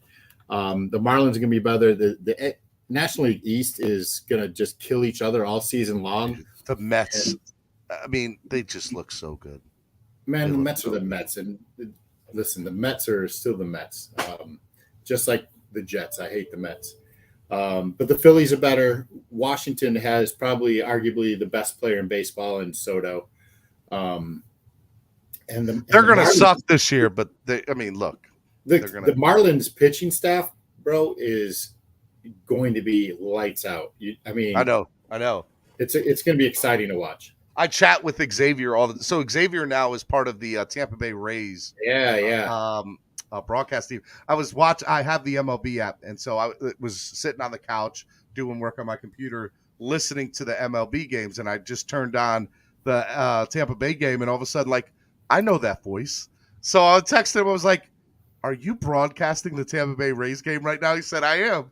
I was like, "Yeah, I was watching it too, man. I'm so happy for him because he lives in Tampa and gets to work for his hometown team, and I know. He's got a lot of things going, and it's great to have him be a friend of the show, and I couldn't be more excited for him. It's gonna be good stuff. All right, man, get the hell out of here. Go have a good day. Enjoy it. If you take care, y'all. For Spread Kindness Friday, we're here. But otherwise, I will talk to you next week, brother. Sounds good, my man. Have a good day. You too. Bye-bye. Bye. Miami Sports Music's #1 Miami fan morning show, Clap Blackers. I'm your host, Stephen D. Now it's time for y'all. Are y'all ready to have a good time? Are y'all ready? I want to hear y'all's stuff. I want to get into y'all. What do y'all think about everything? I'm ready to talk about whatever y'all want to talk about, with the exception of Tua. We're not going to talk about Tua. That's what we're not going to do. Okay? He's our quarterback. That's all you guys need to know. All right? Donate to the channel. Every $10 increment gets you signed up to win in a raffle to win the Javon Holland autographed jersey. Do it. Do it now. Do it. Go donate. We're $170 away. Come on. Every 50, if you donate 50 or more, I'll double your chances. You'll get 10 entries instead of just 5. It is a great, come on, $50 for a chance to win a Javon Holland autographed jersey. Come on now. Come on. And I'll still send you stuff if you donate 50. I'll send you a little something. Let's go. Okay. First person coming on this morning into the panel is Estefan. What's up, Estefan? How are you? Oh, wow. I'm good, bro. How are you, man? I am just trying to enjoy life. Just want everybody to be happy and just enjoy being a Miami Dolphins fan. I feel like life is good for us right now. What about you, man? What about you? That's true until something derails the train, like always. But I'm optimistic. Nothing's going to derail the train. I can't wait for the season to start. I don't have faith into it, but I do hope that he comes around. I gotta reference that correctly, because you can hope. That doesn't mean it's going to come into fruition. So we'll see what happens in the third year, man. And what I meant by derail the train is like, man, there's always some stupid off the field or the I word that happens. I'm not even going to say. You know what's funny? I was having this conversation the other day with somebody behind, on the phone, and I was like, the one thing I don't want is some stupid off the field thing to happen between now, like in the start of training camp. I'm like, I just want a smooth off season from here on out. Dude, they need to hire somebody that really cares about that particular issue with this team. Dude, Stephen Ross is a billionaire. Like, you haven't figured out that you might get like a motivational speaker, somebody to reach out, keep these guys. I don't know what it is. There's just so much undiscipline with off the field issues with players. It gets old, man. I'm just tired of it, bro. You know what I mean? So I just hope that we can get into the season, avoid all that, and play some football week 1 without any of that crap, man. So, but yeah, hey, man, that's what I'm at. Do you know who has a really cool store at the gas station, Estefan? That'd be Pete. That'd be Pete. Good morning, Pete. What's up, buddy? Good morning. Good morning. Thank you for having me. Pete, you're breaking up, Pete. You're breaking up, buddy. Bro, Pete came in pumped like one of those people on Wheel of Fortune when they call your name, bro. Come on down! Yeah, bro. I had a chance to do that in L.A., man. Pretty dope show. You did Wheel of Fortune? We didn't have time to. We did. So in Cali, you go to Universal Studios. They give you tickets for all that free. And we went to back in the day was the 90s, man. That was the Sinbad show. And he had that big dude on the couch that was welcome. You know, that I'm so sorry. Hi, man. Anyway, go ahead. Estefan, pleasure to be up here with you. Steven, thank you for having me on the best morning sports show here every week, Monday through Friday, man. Keep going, keep it going. I love everything you do here. Shout out to everybody. Just so y'all know, Pete donated, I think a total of $40 or $50 this morning, but one of his donations was $20, and he told me to give 2 of those spots away to 2 random people up here. So what I'm going to do right now is, if you are not somebody who is signed up as a person, I want you to know that I love you, even though you're not signed up as part of the family. So Pete, right now, I'm gonna give those 2 spots away to somebody. You ready? Don't put it on me. I love too many people. No. I got you. I'm gonna do it. I'm gonna Okay. do it. All right. I'm gonna do. Let's go. But you got to respond in the chat. And the key was that they don't have an entry. So if they already have an entry, I love you too, but this is not for you today. All right. Paul Glover, do you have an entry? Did you donate to the channel, Paul? Put it in the chat, Paul. If you didn't, I want and by the way, you can still donate after. I have no problem with that, but this is for your first one. I'm gonna see if Paul has a spot, and then let's see here. No, not yet. All right, Paul Glover, you get 1 spot from Pete, courtesy of Pete. Shout out to Paul. And then I'm going to do Clumsy at Aiken H96. Nice, Clumsy. I haven't Clumsy, even seen his name here before. Yep, I've never seen your name before. Are you a Dolphins fan, first and foremost? That's my first question. And second question is, have you donated to the channel for a chance to win the Javon Holland autographed jersey? Paul Glover says, whoop, Pete's source is the bomb. I'm telling you, I'm about to let it loose right now. I hear Batman.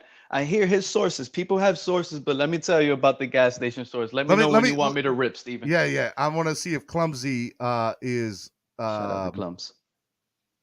Clumsy, in the chat. What's up? He says, yeah, I'm one of the founders of the Miami Dolphins Germany. All right. You gotta pay for shipping though if you win. All right. But yes, we'll do it, bro. We'll make it happen. So Clumsy, you're gonna get the other spot. So Pete Glover gets 1 spot donated by Pete, and Clumsy, you will get the other spot donated by Pete. And I got Clumsy shipping. You can't do that to him. I'll take care of that. Pete Shout out to Clumsy. I'm glad he's a Dolphin fan in Germany. Fins up to all the Dolphins over there. He said he would pay, but that's awesome. That's awesome. But guess what, Steven?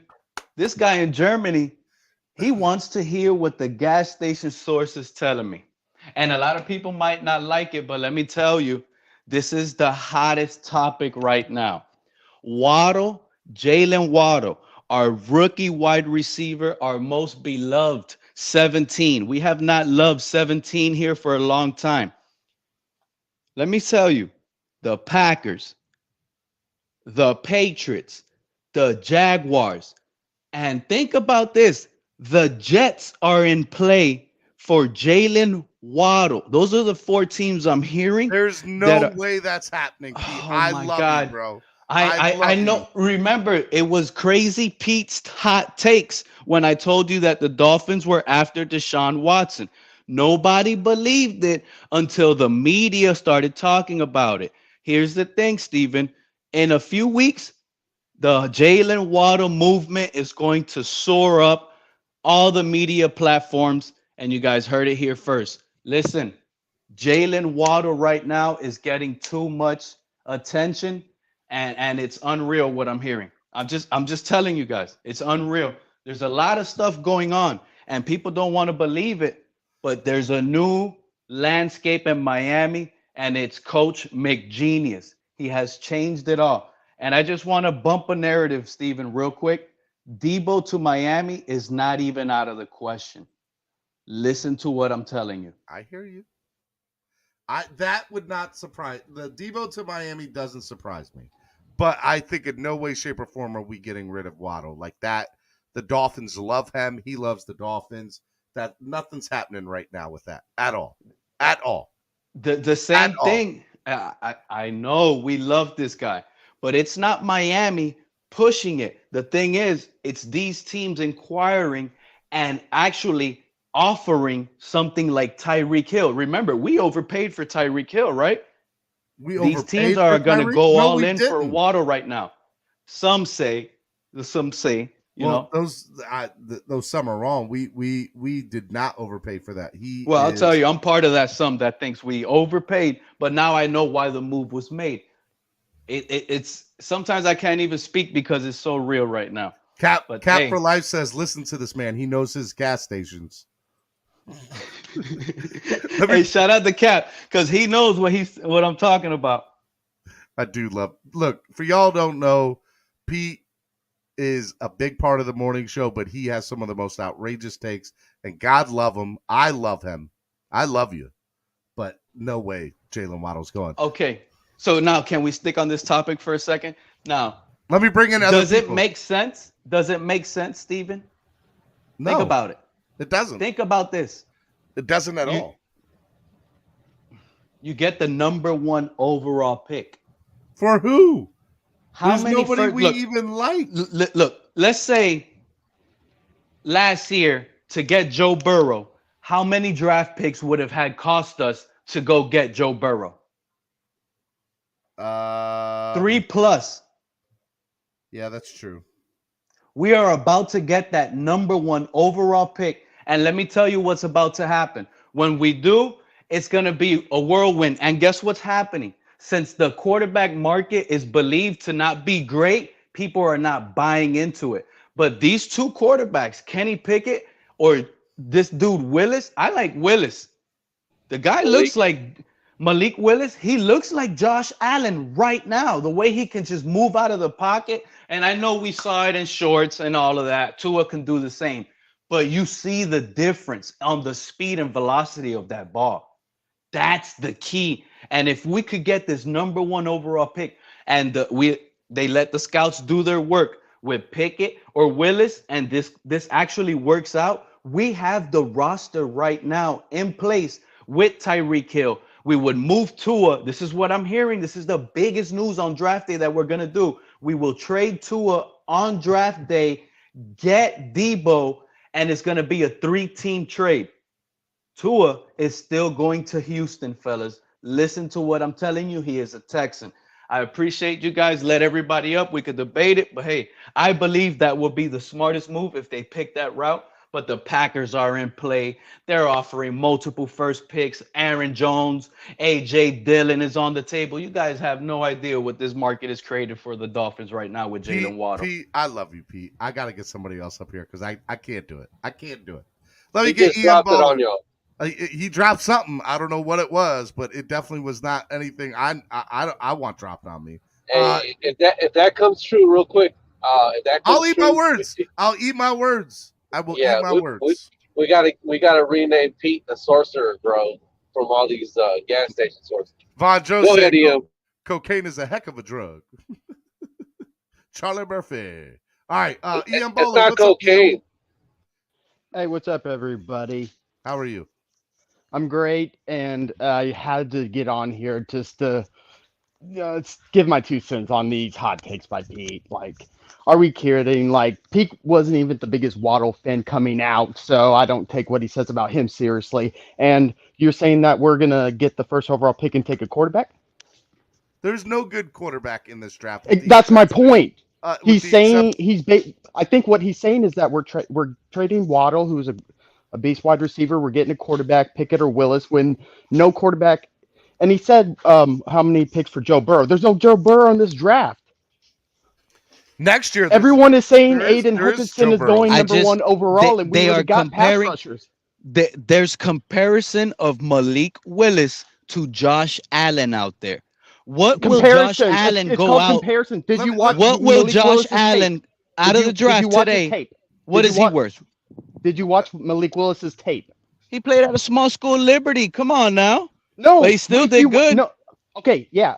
If you watch his tape, like 80% of the time, he was throwing to his first read. He cannot go to a second read. See, what I saw on tape is that he is very athletic. He's got a strong arm, but if his first read is not there, he's running to run, not running to improvise and throw like Josh Allen and Lamar Jackson do.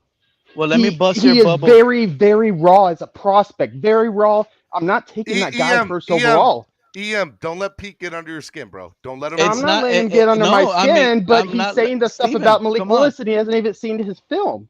But the thing is, he's just talking about comparisons. Like people were comparing Tua to Drew Brees. Do you think Tua's Drew Brees? Exactly. There you go, EM. That's where I was gonna take. Yeah, you don't think, even though you don't like Drew Brees, you don't think Tua is even close to Drew Brees. But I mean, we don't know. I like Tua's mobility over Drew Brees's. I'll tell you that much. Well, everyone does. That's not a question. But the thing is, if they're comparing Malik Willis to Josh Allen, yeah, everything, arm strength, his play, the way he buys into the locker room, the way everybody surrounds him after a big play, they follow him. He's more looked at as a locker room leader right now. And doesn't that sound like what we need? Improvement here, someone that they can believe in. That's what I'm talking about. It's I know, big but they here. always compare rookies to stud players. Always, even if the player sucks. That's true. But the reason why they get that comparison is based on a lot of the times not what you've seen from them in college, not the bad, not the good, but from what you can get at the next level. He has this trait, he has this ability, he can do this, he can do that. We can turn him out to be a Josh Allen. He has a little bit slower speed than Lamar Jackson, and he has a cannon arm of a Josh Allen. He sounds like a creative player that needs to be the number one draft pick. If our O-line doesn't hold up, he can run. If our receivers are deep, he can throw it out there. You got to take that shot. But he can't read defenses right now. He needs time. He can't start week one. The only guy that's, I believe, is my opinion, I believe is ready week one is Pickett, and even him, he's not as physically talented as Willis. Well, let me say something about Pickett real quick, just for the sake of the conversation, since y'all are talking about him. Okay, I love Kenny Pickett. Now, do I love him enough to go up and trade for him? No.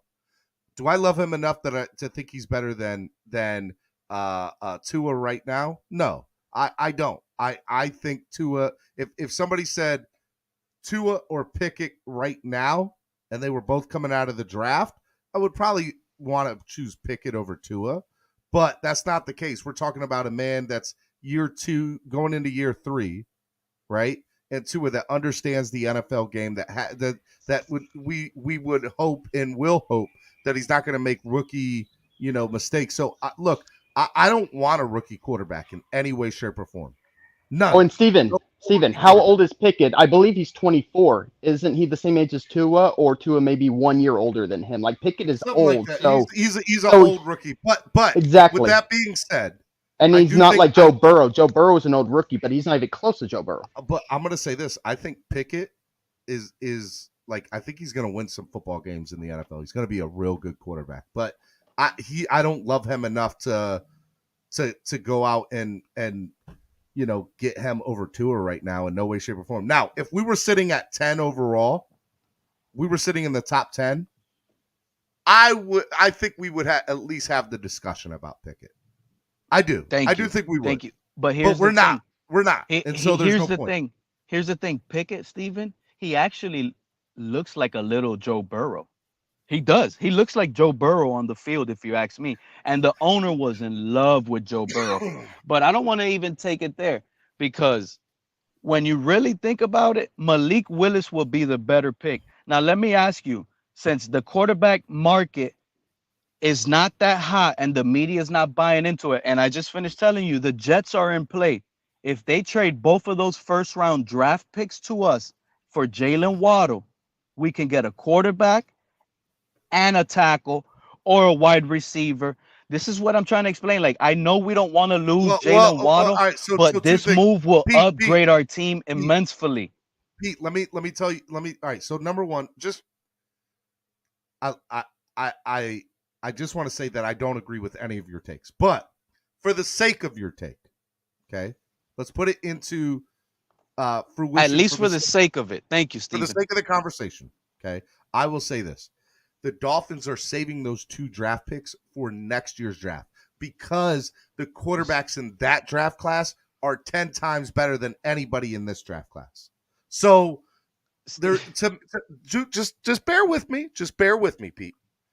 If I have a chance and I have 2 first-round draft picks next year, and I'm not 100% sold one way or the other. Look, there's a lot of things about Tua that we get. He's raw. He doesn't do that well, whatever. But this team is unbelievable, and we know we've seen flashes and glimpses of Tua be like, all right, now this is a guy I would love to see every single Sunday. So I have no problem with us hitching our horse to Tua for one more year with what we have right now. And then if it does not work, we then have 2 first-round picks next year that we can turn into whatever and probably get whatever quarterback we want next year. I got a problem with your take, Steven. And with anybody that keeps putting confidence into those 2 picks, they're not going to be there because of the off-the-field issues that we have. I would not even put any faith in those picks being there. They're going to take them away. Everything that you got to do is in this draft, if you're going to build for the future, you have a window. And one of the things that Pete's talking about, where I would actually say that that's not a bad move, if they've already made up their mind that Tua's not the guy, the reason why it would make sense is because, well, for one, when we drafted Tua, we ignored a lot. First of all, the injury. Second of all, we ignored some of the biggest factors that sets these other quarterbacks apart from Tua, and that is the measurables, the size. You know, he doesn't have the height of Joe Burrow. He doesn't have, the arm strength of Herbert. He doesn't have the athleticism of Josh Allen. Some of the stuff that. Let me interrupt, Estefan. Let me interrupt. You interrupted me too, Steven. But let me just say one more thing, because you said you didn't want to move forward with a rookie quarterback, and I just want to say this: Justin Herbert came out of college and threw 30 touchdown passes his rookie year. If we could get that out of any rookie, Willis or Pickett, we're on the ball. Go ahead, Steven. 2 things. Number one, I want to finish my statement, but EM just asked me, Steven, if the Jaguars offered the number 1 overall pick for Waddle, would you do it? No way. Not in a million years. Not right now. I think Waddle has a chance. I would not do it either. This draft is not even close to the last draft. Like 2 things. Number one, I'm not going to be able to replace Waddle with anybody close to that value without giving up an arm and a leg, right? And the only reason I would go after the number 1 overall pick is to be able to flip it into something else for future years, because there's nobody in this draft that I'm in love with. I'm not saying that there's not somebody in this draft who's going to be amazing and make plays, but I wouldn't even be surprised if they had trouble trading the first overall pick. Well, I'm sure that they do, which is why they're probably in the position that they're in. But let me say this. It is a luxury to have in this draft. No. It's a luxury to have a wide receiver, the wide receivers that we do, period. Do you have to have it? No. What you do need is a quarterback. And I'm not throwing shade or hate on Tua. I'm just entertaining the thought of what Pete's trying to explain to you guys. That what you guys don't. I get it. What this organization should do from here on out, if they ever draft another quarterback, is start with those measurables. If you're going to draft somebody, you better start there. You know what I mean? Because Tua's behind the 8 ball majorly in all of those aspects. And where he can catch up is the mental part. That's where he has to catch up to be able to close the gap with any of those guys. That's what he's going to have to do. And I'm not saying that Tua's not athletic, but he's not Malik Willis, and he doesn't have that arm. So you got a great amount of talent with that kid. If somebody believes in him and feels like they can mold him, yeah, there's nothing wrong with trading away Waddle to go after that guy. Okay. Just saying. All right. Let me talk now. My turn. I'm telling y'all right now, let me address Esther's point about the draft picks for next year. If the Dolphins catch I'm telling you right now, if you don't think that people know when something like that's about to go down that they're going to pull the draft picks or whatever, the Dolphins in every way, shape, or form will know way ahead of that game and will trade those picks at that point. I don't think that those picks are going anywhere, those first-round picks right now, because there's so much that needs to happen, and they're going to let it all play out. So at minimum, I don't think you'll see anything till the end of this football season about it. Okay? Now, I could be wrong, all right, but I don't think that I am. Now, with that being said, let's take draft picks getting pulled. I'm not even pulling that. The smart play for the Dolphins here, you let Tua play this year. You let him see what he can do in this offense. If he does great, awesome. You did good. You got the guy you wanted. It all worked out. Everybody's happy. Boo-hoom. Thank you, everybody. If it doesn't work out, you then have 3 options next year. You have 2 first-round picks that you could trade up and get probably whatever quarterback you want, right? We don't disagree with that. You then will also have an opportunity to go get Lamar Jackson if you want him, or you will also have probably an opportunity to get Tom Brady if you want him. So you can do whatever you want next year after this year. I don't think, but the goal here is to not even worry about that because Tua is the guy right now. Tua's the guy. Steven, I gotta clip this. I said, let me finish. Let me talk. I'm telling you, there's a very slim chance that Brady were to come here this year. Very slim. If that happens, so be it. But I don't think it's going to, nor does anybody else. So with that being said, there's nobody out there right now that the Dolphins can get to be a better quarterback than Tua. Nobody. None. So it's not going to happen. Well, we got a backup right now that could potentially be better than him. Oh, my God. Look, no, he's not. Look, see, I got to clip this because, and I'm going to have to remind you, if and when we lose those picks, that you put too much faith in the fact that those picks are going to be there and you're going to trade up. So what are you going to trade those? So what are you going to trade those picks up to move up and get a quarterback? And then what happens when the league comes down? You gave those picks away, and then they take your pick away. Now what? Now what are you going to do? Here's the problem with that. You see what I mean? Here's the problem with that take about Pete, next year's 2 first round. Get your statement out. I'll go after you. EM, if you want to go first, take off. Hold on, let me hold on, guys. Let me bring on Hangry Al. He's been in the back room. Hangry, what's up, Al? Show us a sandwich, Hangry.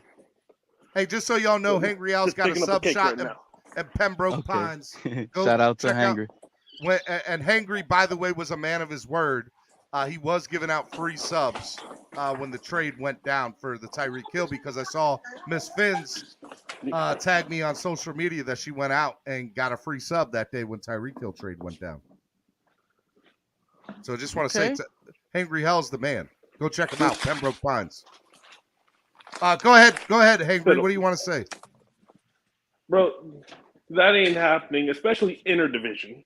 Yeah. They're not going to trade Jalen Waddle to the Jets or the Patriots and let that blow up in their face like they learned from when they traded Wes Welker to the Patriots. They learned their lesson, I would assume. That ain't happening. Yeah, I mean, look, I agree with that. Go ahead, Al. You got to hit your wagon to Tua for one more year because you already put it out into the world that you were.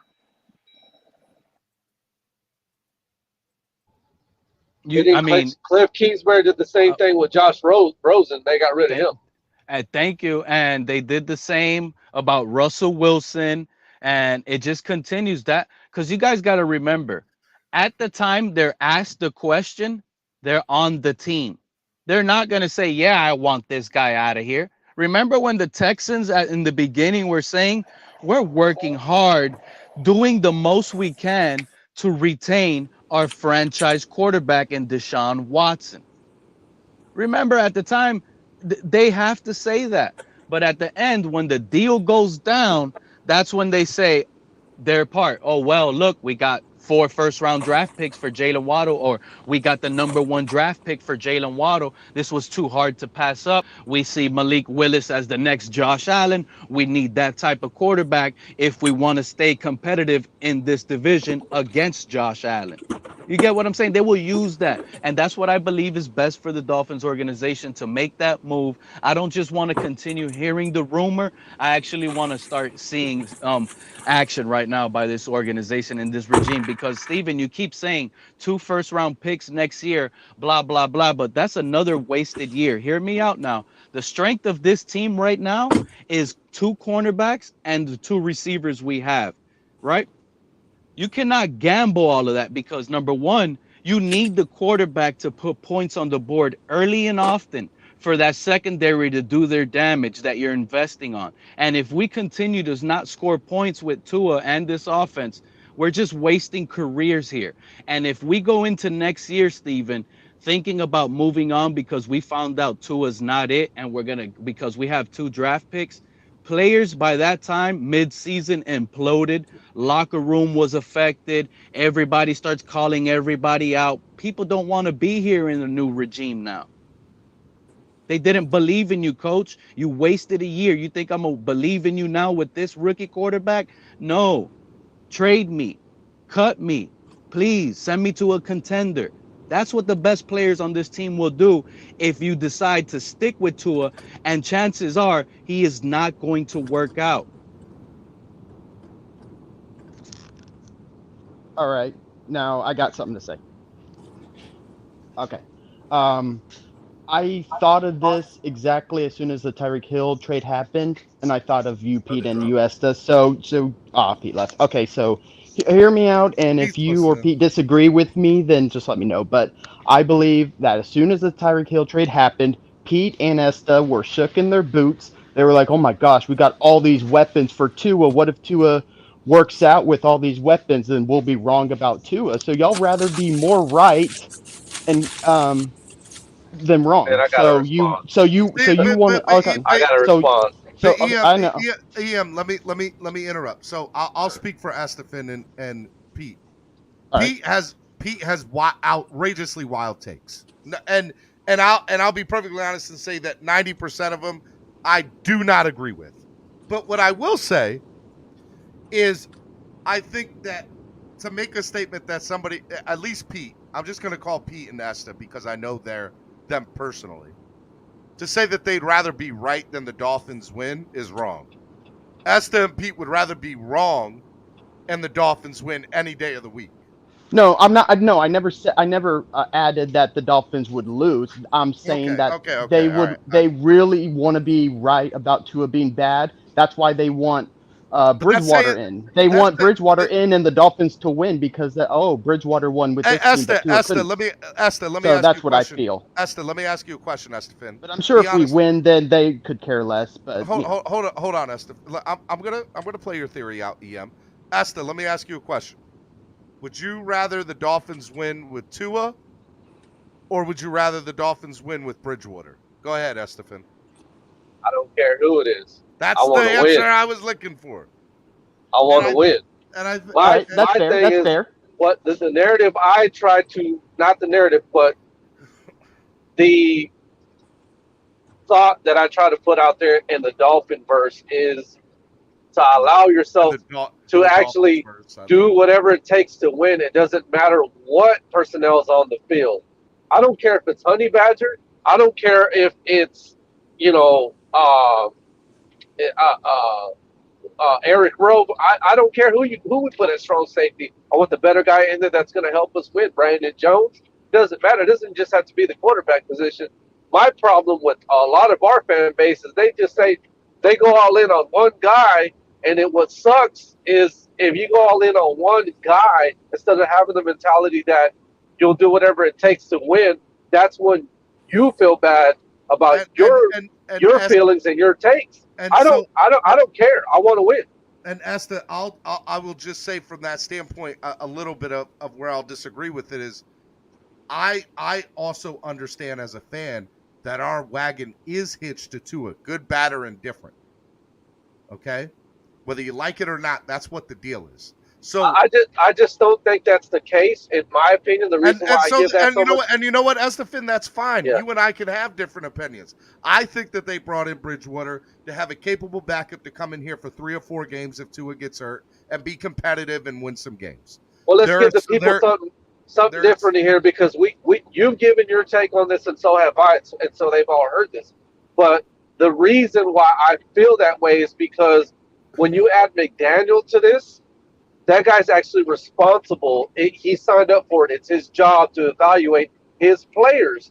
And even he didn't draft Tua, but he did bring in Teddy Bridgewater. So when you're the head coach, it's his responsibility to put the correct personnel on the field that gives you the best opportunity to win. He's not attached, and he's not his wagon is not attached to Tua. It's to put out the best product out there on the field. It doesn't matter if it's Teddy Bridgewater or Tua. And see, a lot of people think that that's hate or that you want Tua to fail. I don't give a damn. You know what? If Tua works out, I actually would like for that to happen. But he hasn't shown anything for me to believe that. You know what I mean? That's why I say I hope that he would come around, but I don't have any faith in it.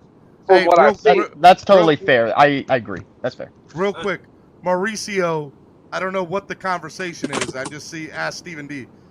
Anybody wants to know, Mauricio has given me really good information. Almost every single thing he tells me has come to fruition. And he hasn't told me a lot personally, but the stuff he has told me, good information. Good information. So I'm just going to throw that out there about Mauricio.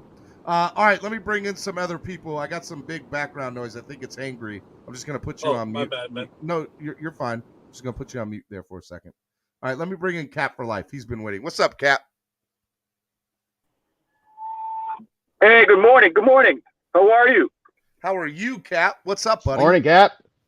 I don't know, man. I mean, I love you guys, man, but this is some slow down time for us to be talking these type of hypotheticals when we can be talking about hypotheticals with DVP, which sound more reasonable, acquiring Bobby Wagner, which sounds more reasonable, and trying to figure out what the hell's going on with Xavier Howard, because is he here? Is he not here? I would love to know this stuff right now, because we're not keeping all these guys if you like to think we are. I am saying that I think that right now, I think everybody that's currently on the roster, constructed as is, will be willing to do whatever it takes to stay on this roster. And I think Byron Jones proved that.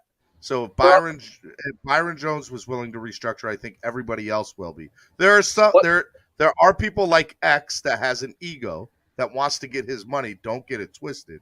But I think right now, people like Byron and whoever else are willing to be like, I think this team's going to do something. I'm willing to take less money in order for that to happen. It's the Mike McDaniel effect. I've been saying that for a while now. How the hell is Pendulum still on the roster? So you're saying to me that there's going to be us, as far as us, you're saying to me that we're going to take the majority of the guys that are up to be cut are going to take pay cuts in order to stay here as opposed to getting cut. Is that what you're saying? I think there's probably 2 or 3 people currently on the roster right now that are regular names, people that we know, that have an opportunity of getting cut, traded, or released, right? Eric Rowe.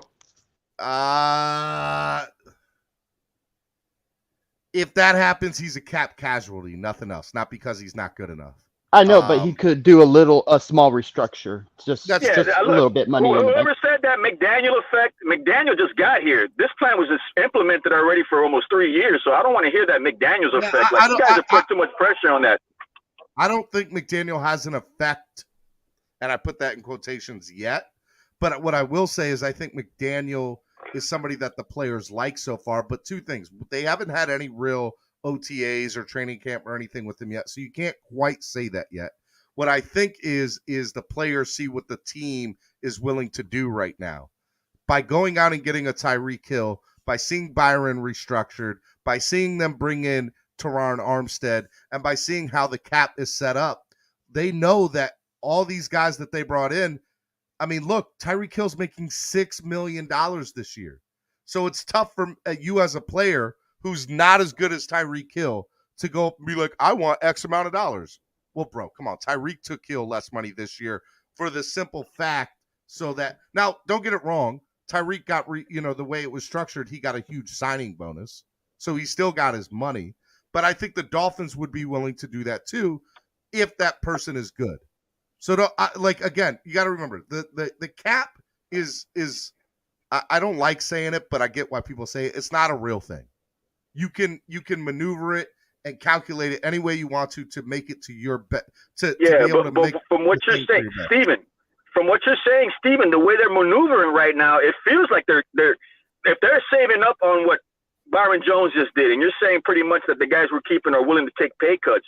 If we're accumulating more than 15 million, that's a recipe to make a big time move, not to just settle for free agents. Well, and that's what I was talking about earlier with Cameron, right? Like the Dolphins told us they're not done making moves. So we know that. And Cameron's like, well, you got to understand, maybe that could mean somebody's out the door. I'm not putting that past anybody. I know DVP's on the trade block, but I think they're trying to see what's out there for him, right? And so I personally think when I hear that statement, that means that they're still planning on bringing somebody significant into the building, which is why I go back to three things: Bobby Wagner, Honey Badger, and look, I'm going to say it. There's a very, very small, slim chance Tom Brady. And I don't think it's going to happen in any way, shape, or form.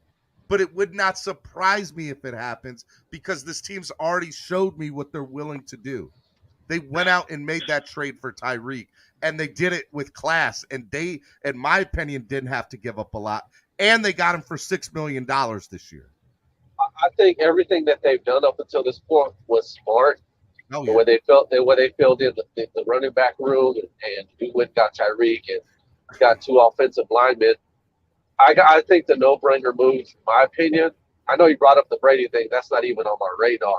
But the no-brainer, if you just want to give yourself the best opportunity to make some noise, just sign J.C. Treader, man. You know what I mean? You could always mess around with your linebackers. Make him the priority, and then if you can, get Bobby Wagner, man.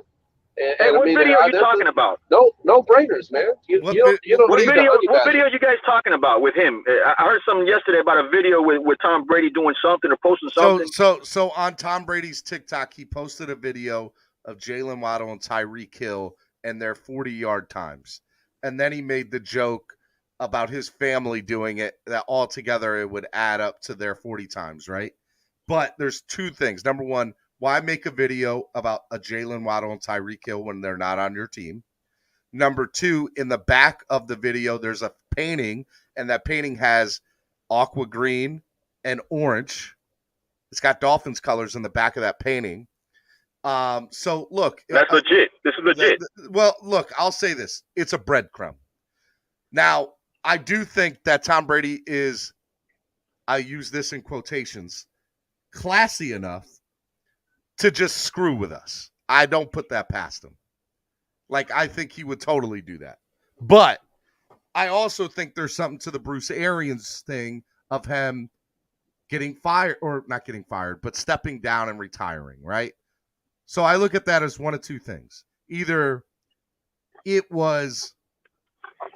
goes or I go, which is what I think is the case. Or he's like, if Brady's not going to stay here, I'm not staying here. And so I think that's a long shot, but I wouldn't put it past that. Why would Bruce Arians, just think about it for a second. Why would he last minute give up? Why would he retire out of the blue? Okay, out of the blue, when he's got a Super Bowl run in him with this. Yep. Yeah, no, the whole thing's screwy, man. It's very screwy.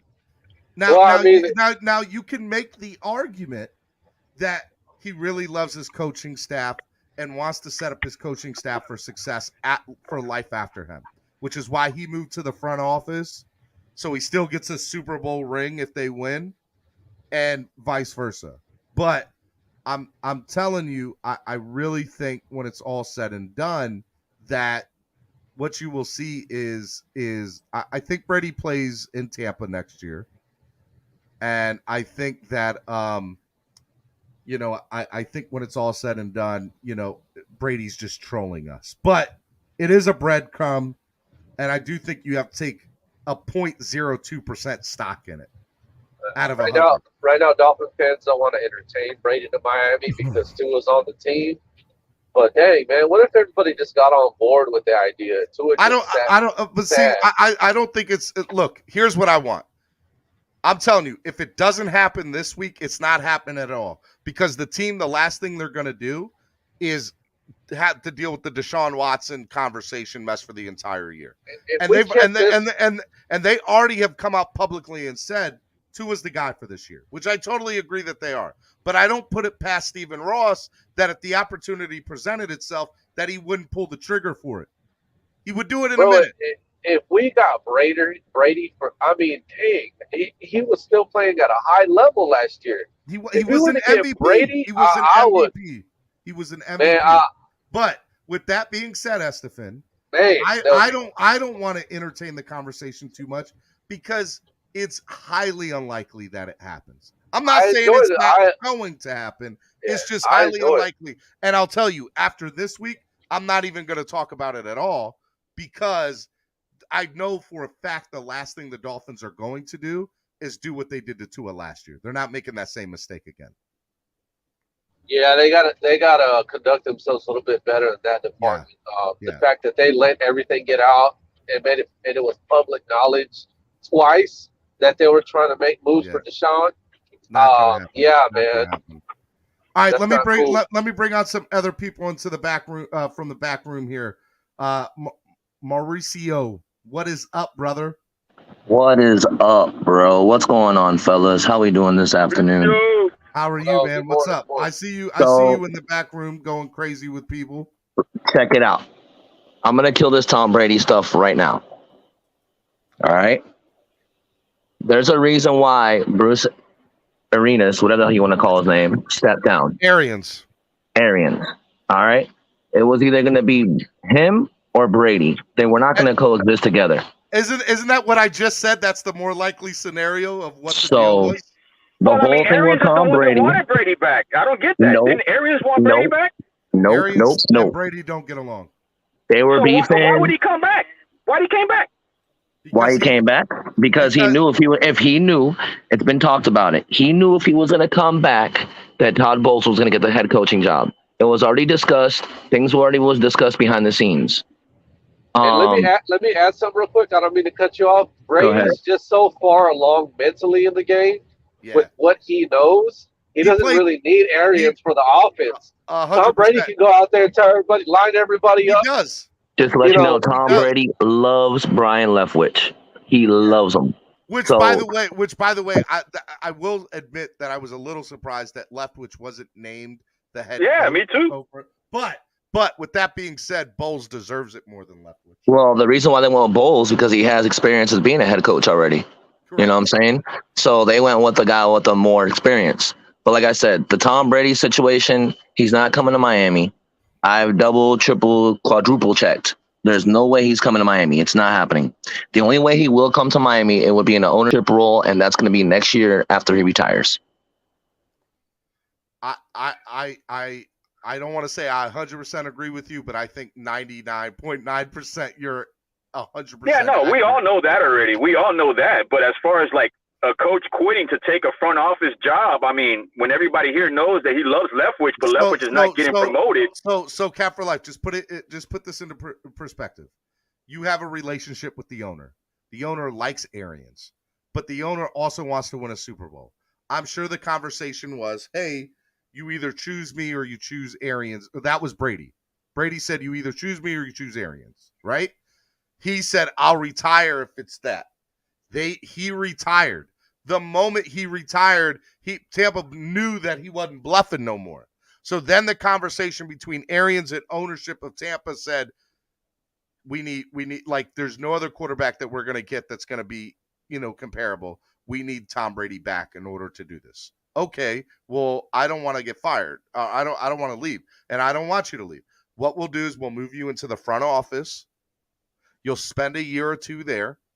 If Todd Bowles ends up being great, we'll let Todd Bowles be. If not, after Brady leaves, if you want to go back down and do it again, I'll let you go back down from the front office. I'm going to give you something good. I'm going to give you something good, Steven. All right? Oh, the Baker to the Bucks. Bank on it. Watch. This offseason or next year? Either this offseason or next year. One of those two. Baker to the Bucks. Watch. No, but yeah, you can't say that. You can't say either this year or next year if you're committed to saying Listen, that Tom Brady about next year. I have to word my words carefully because I have people that follow me around and watch what I say and watch what I do. So I have to word them carefully, bro. That's all I gotta say. Those people need to have a life instead of following you. Cap, what I'm saying is in order to protect his sources, he needs to say certain words. So I will say that. And I'm telling, here's what I think. I think there's a 5% chance that the Brady deal still happens. Less than 5. But the only reason I think that is because I think Stephen Ross will do anything to win. All right? I think the likely scenario out of all of this is Tua's the starter week 1. And I just, what bothers me, there's one thing that bothers me. The Dolphins said they're not done making moves. And if they're not done, who else is left out there that's going to make a big splash? And I would have said, okay, Honey Badger or Bobby Wagner. But the Dolphins in that same breath also said, well, it's not going to be any defensive players. So who else is it? Well, I mean, did we emphasize the big splash? Did we, as fans, put that big splash into that? No, that they did. Greer said, we're not done. Quote, we're not done. He said that. So I don't think they are. So I mean, look, it's I just don't know what else they have to do. Like, I don't know who else is out there that makes such a huge impact. Okay, what would you want, Steven? What would you want, Mauricio? What would you want, Estefan? What would you want to complete this? If we can't get Bobby Wagner, I wouldn't mind taking Landon Collins. You know what I'm saying? Throw him in the defense because, he's pretty beast mode as well. You know what I'm saying? That's like a plan B, I would say. I just want Treader, bro. I mean, if there's out of all the moves, Treader's not coming. Treader's not coming. I promise you, Treader's not coming. There it is. But yeah, that's it. That's the only move that I care about, man. That or Bobby Wagner. I either want Wagner too. I want a combination of Wagner and Honey Badger because I would love for both of them to come here. It'd be so awesome. On the offensive side, I want another offensive lineman. It doesn't have to be Treader. I just want another veteran who's got who can start in the NFL and be capable and be better than what we had last year. There's a lot of names out there still, Steven. There's a lot of names out there still. So that's what I want. But again, that's not a big move. And I expect a big move from what I was told. So with that being said, I just don't know who else that is. So I'll give you something. Here. Expect a big move, but not quarterback. How about that? I agree with that. And so the only other thing that I could possibly come up with is... And I know Pete's gone, but that Waddle shit that he keeps on bringing up, that ain't happening. Yeah. I don't think so either. Swear jar. My bad. All right, let me bring on Sharif. What's up, Sharif? Hey, how you guys doing, man? I blessed. I was just looking at a couple of things.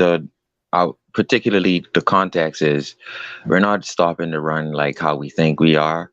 The top teams in the leagues last year that were stopping the run, we're doing it at 65 yards a game. Mm-hmm. We were stopping teams under 100 yards, and we're proud of that, and then got trucked by teams like Tennessee Falcons and the Jets. So I'm already looking ahead, guys, to defensive tackles who could possibly be there at 102, 125. And I'm looking at the kid Noah Ellis, and I'm also looking at Quentin McCall, both over 350 and can be the nose, which would take Christian Wilkins and a Raekwon Davis to the ends. And then I'm also looking at, real quick, middle linebackers who can be there, like, let's say, 200 pick to 300 pick. And I'm looking at Jeremiah Gemmel, Aaron Hansford, all the middle linebackers, and Joshua Ross. So just was kind of looking out for us, because I know in order for us to be a complete defense, we're going to need a run stuffer. Let's not kid ourselves. Raekwon Davis can't do it. Ndamukong Suh. Well, that would be. He's Steven, you caught my attention with that one. See, the guys that he's naming, those are true nose tackles. I got so Let me just dead that for you. Ndamukong Suh is not coming here just the way he was as a player in the Dolphins organization, the way he was. Like, he had like a little maturity issues when he was with us. So that's not going to happen. Steven Ross and him are like really close. Yeah, like, bro. He's a mercenary. He doesn't where the money goes. That's where he goes. Steven Ross loves, like, he has gone on record when he's in Tampa and said that's like another son to me. I look at him as a son and I do business with him. I help him in the business field. I promise you, if Ndamukong Suh plays another year, which is not out of the question that he retires, by the way, but if he plays another year, why not here? He loves Florida. He's played with us before, and him and Ross are super close. Now, Steven, as you know, we're spoiled with Darryl Gardner and Tim Bowens. I don't think Suh can do that. I just don't think he can. Well, I want to see someone eat up two. Two things. We need somebody, right? So I don't put it past that the draft is a place that we do that with. And I like the names that you did. Now, I have not gone into like the draft information and really looked at it. But I would say personally, what I would rather see out of the draft is three things. I either want to see an offensive lineman that's capable of starting, a middle linebacker who's a true middle linebacker, and I want to see Matt Ariza. Give me Let's any go. one of those three. Let's go. I agree. And I think you could get Matt Ariza with the second, fifth. I think you could get him in the fifth round. But hey, y'all boys, I don't mean to cut you off, Sharif. I'm sorry, but I gotta jet out of here. I'm still gonna watch. I'll be in the comments, but I gotta get out of here, guys. Mauricio, I appreciate y'all, boys. Love you, brother. Be good. Take care, man. Yeah, I just think bringing Landon Roberts back and trying to make Raekwon take on two at the snap, he can't do that. We get ran over. Don't believe that we are a great defense as is, guys. I'm telling you. I don't. I know that we have holes. And I agree. We still got to get younger, too. I agree that the run stopping stuff is good. Flip side, Fishing said, are there any middle linebackers or nose tackles going in the draft this year? I believe that Sharif just brought a couple of them up. But I also haven't looked yet, but I promise you, Flip side, starting late next week, I'm going to start getting into more draft stuff. And I've already talked with a couple of people about doing some exclusive draft coverage on here. So just be on the lookout for that. We're going to get to a lot of that. Man, I'd love to be here for it, Steven. So, because and if you want me to name the names again, middle linebackers with picks 200 to 30, according to the Draft Network, I'm looking at middle linebackers Jeremiah Gemmel from North Carolina, Aaron Hansford from Texas A&M, and Joshua Ross. Because I think we can get a Larry Izzo, Zach Thomas type late, because the linebackers are talented there. And I don't think Troy Anderson, I don't think he's going to be there at 102. But yeah. Aldo says, I got the swear jar from Mauricio. Also get the next best center and move Dieter to right guard. I whether Dieter plays right guard or center, just give me somebody else, whether that's another center or right guard. On the Dieter note, there's been 3 teams, according to Chris Greer and other people, who's interested in Dieter. So Dieter as a starting center, they're willing to give up picks to get him, and we're not getting rid of him. That was in Greer's last press conference, so you can just listen to him say that again. And if he's saying that people wants Dieter, you don't supposed to say that, but he's letting people know, guys, relax on Dieter. He's good. Well, I mean, look, the other thing that you got to remember, too, is McDaniel said in his press conference, or in a press conference, that we're also going to utilize a lot of the talent that's already here and coach them up better. And again, I'm going to bring this up every time. Matt Applebaum is the best acquisition we got this offseason. If you don't know that name, he's the new coach for O-line. He's the new coach of O-line from Boston College, who, by the way, Boston College over the last 3 to 5 years has had top 10 offensive line in all of college football. That says a lot for a program that's not that great to have that type of numbers. So, look, I think Applebaum, and what is that? You know what nobody's talking about, Steven? That's somebody who can coach up talent. What's up, Esther? Yeah, something that nobody's talking about or even hinted at was there's still the possibility that they trade Gesicki. You know what I mean? There's a guy that I have my eye on as a breakout player. When you have this much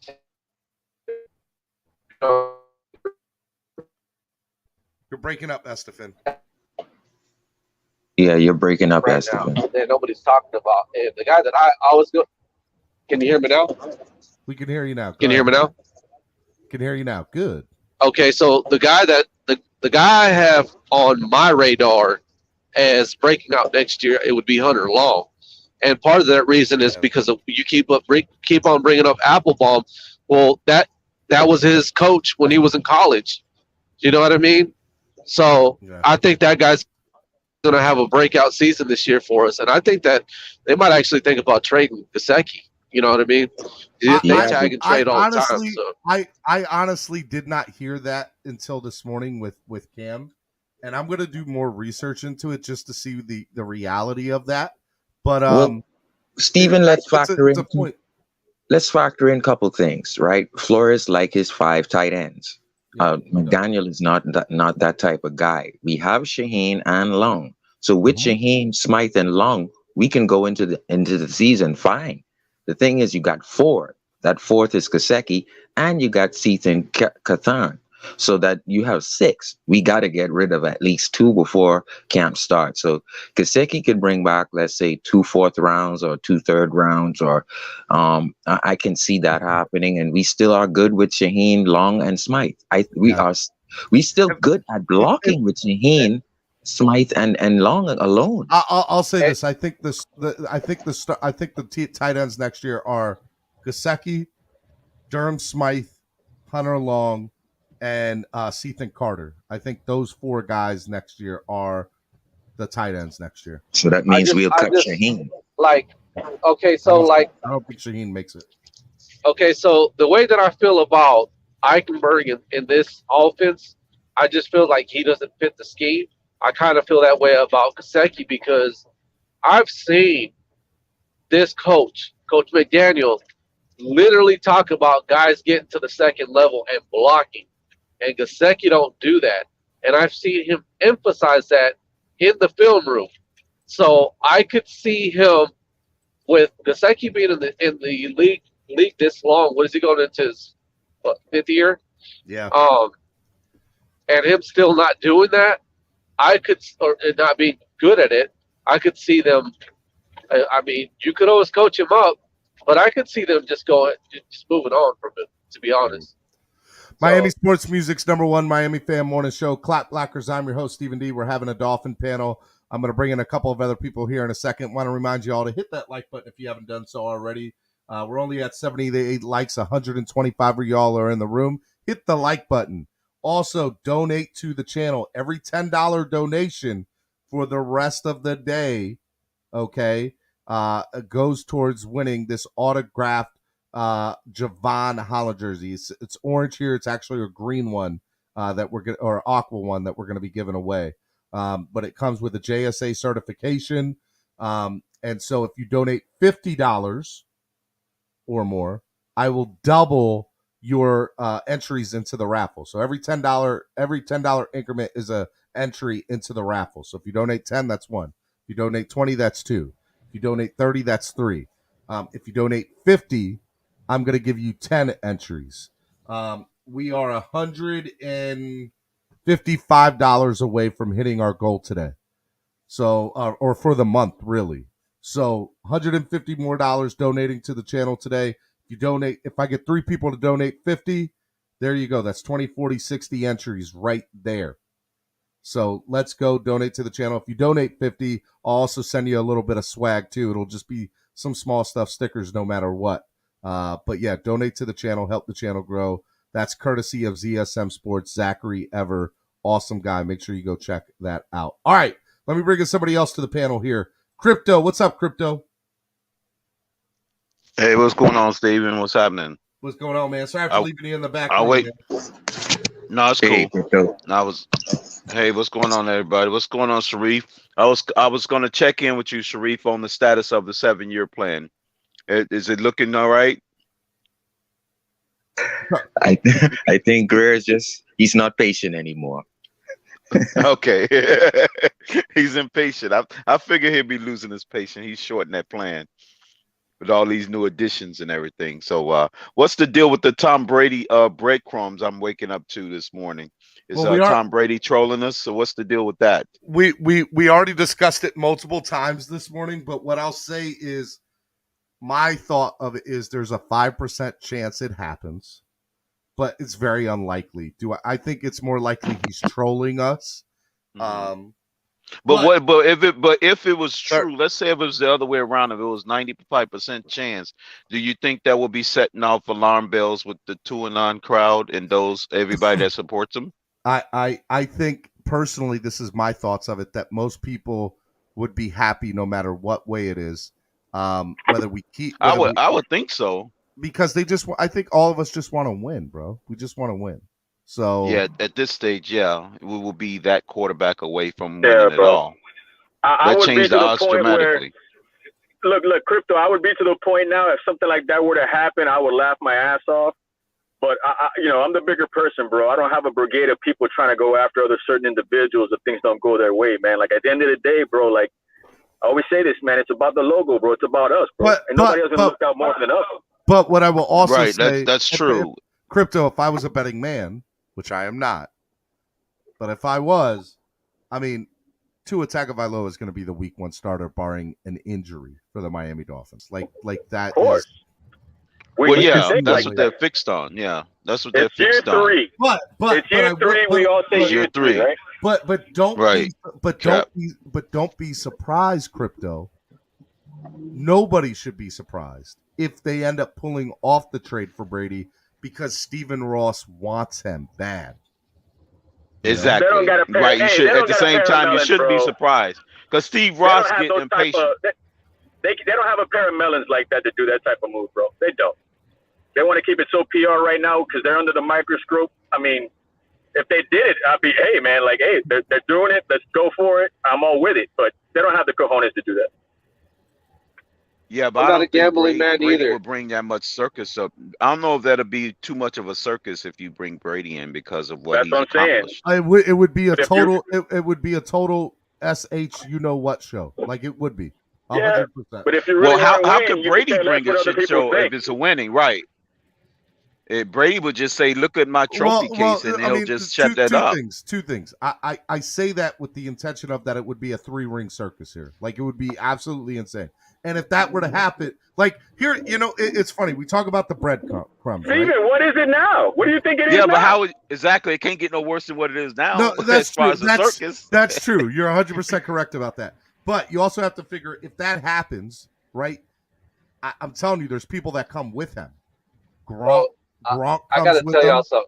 Wherever he goes, Gronk's going. Have y'all Gronk ever talked to the Redskins fans? Bro, they sound just like us. I mean, they sound like Redskins fans. I do. I'm here. I live in the DC area. I'm up here in the DC area. Am I Crypto, bro? Is it me or do they sound just like us, bro? They sound exactly. No, it's carbon copy of us. Yeah. They got an owner that's like Stephen Ross, that like making splash moves, that like buying championships, and Daniel Snyder. Yeah, they're just like the Dolphins when it comes to the whole uniform thing, bro. Bro, they do not like those uniforms, man. Oh my god! The Commanders. Bro, they were it. They were. The Commanders didn't like them. Bro, they were ishing all over their draft day hats yesterday, bro. I mean, man, you ought to pull them up, Steven. Oh my gosh, bro, those things are hideous. Well, even people Yeah, that they like are. ours too, but that's neither here or there. All right, let me bring on somebody else into the back room There you go. here. Alexander, what's up, Alexander? Alexander. Tooling on himself. Sale. He's probably doing a sale. All right, I'll put you on mute. You're on mute. But no, I don't think if something was to happen like that, Stephen, that it will be more than a circus than what it is. It's just the people that want to win a championship and upgrade the team instantly because we built it to that point. They shouldn't really have a problem with it and just say, hey, Tua can be the backup just for 1 year and let him groom behind Brady, and then it should be fine. They should be on board with it. Just so you know, that's never going to happen. If Brady comes, Tua's gone. I would love for that to happen. Why would Tua be gone and Brady there? Brady is almost getting an AARP membership. Come on.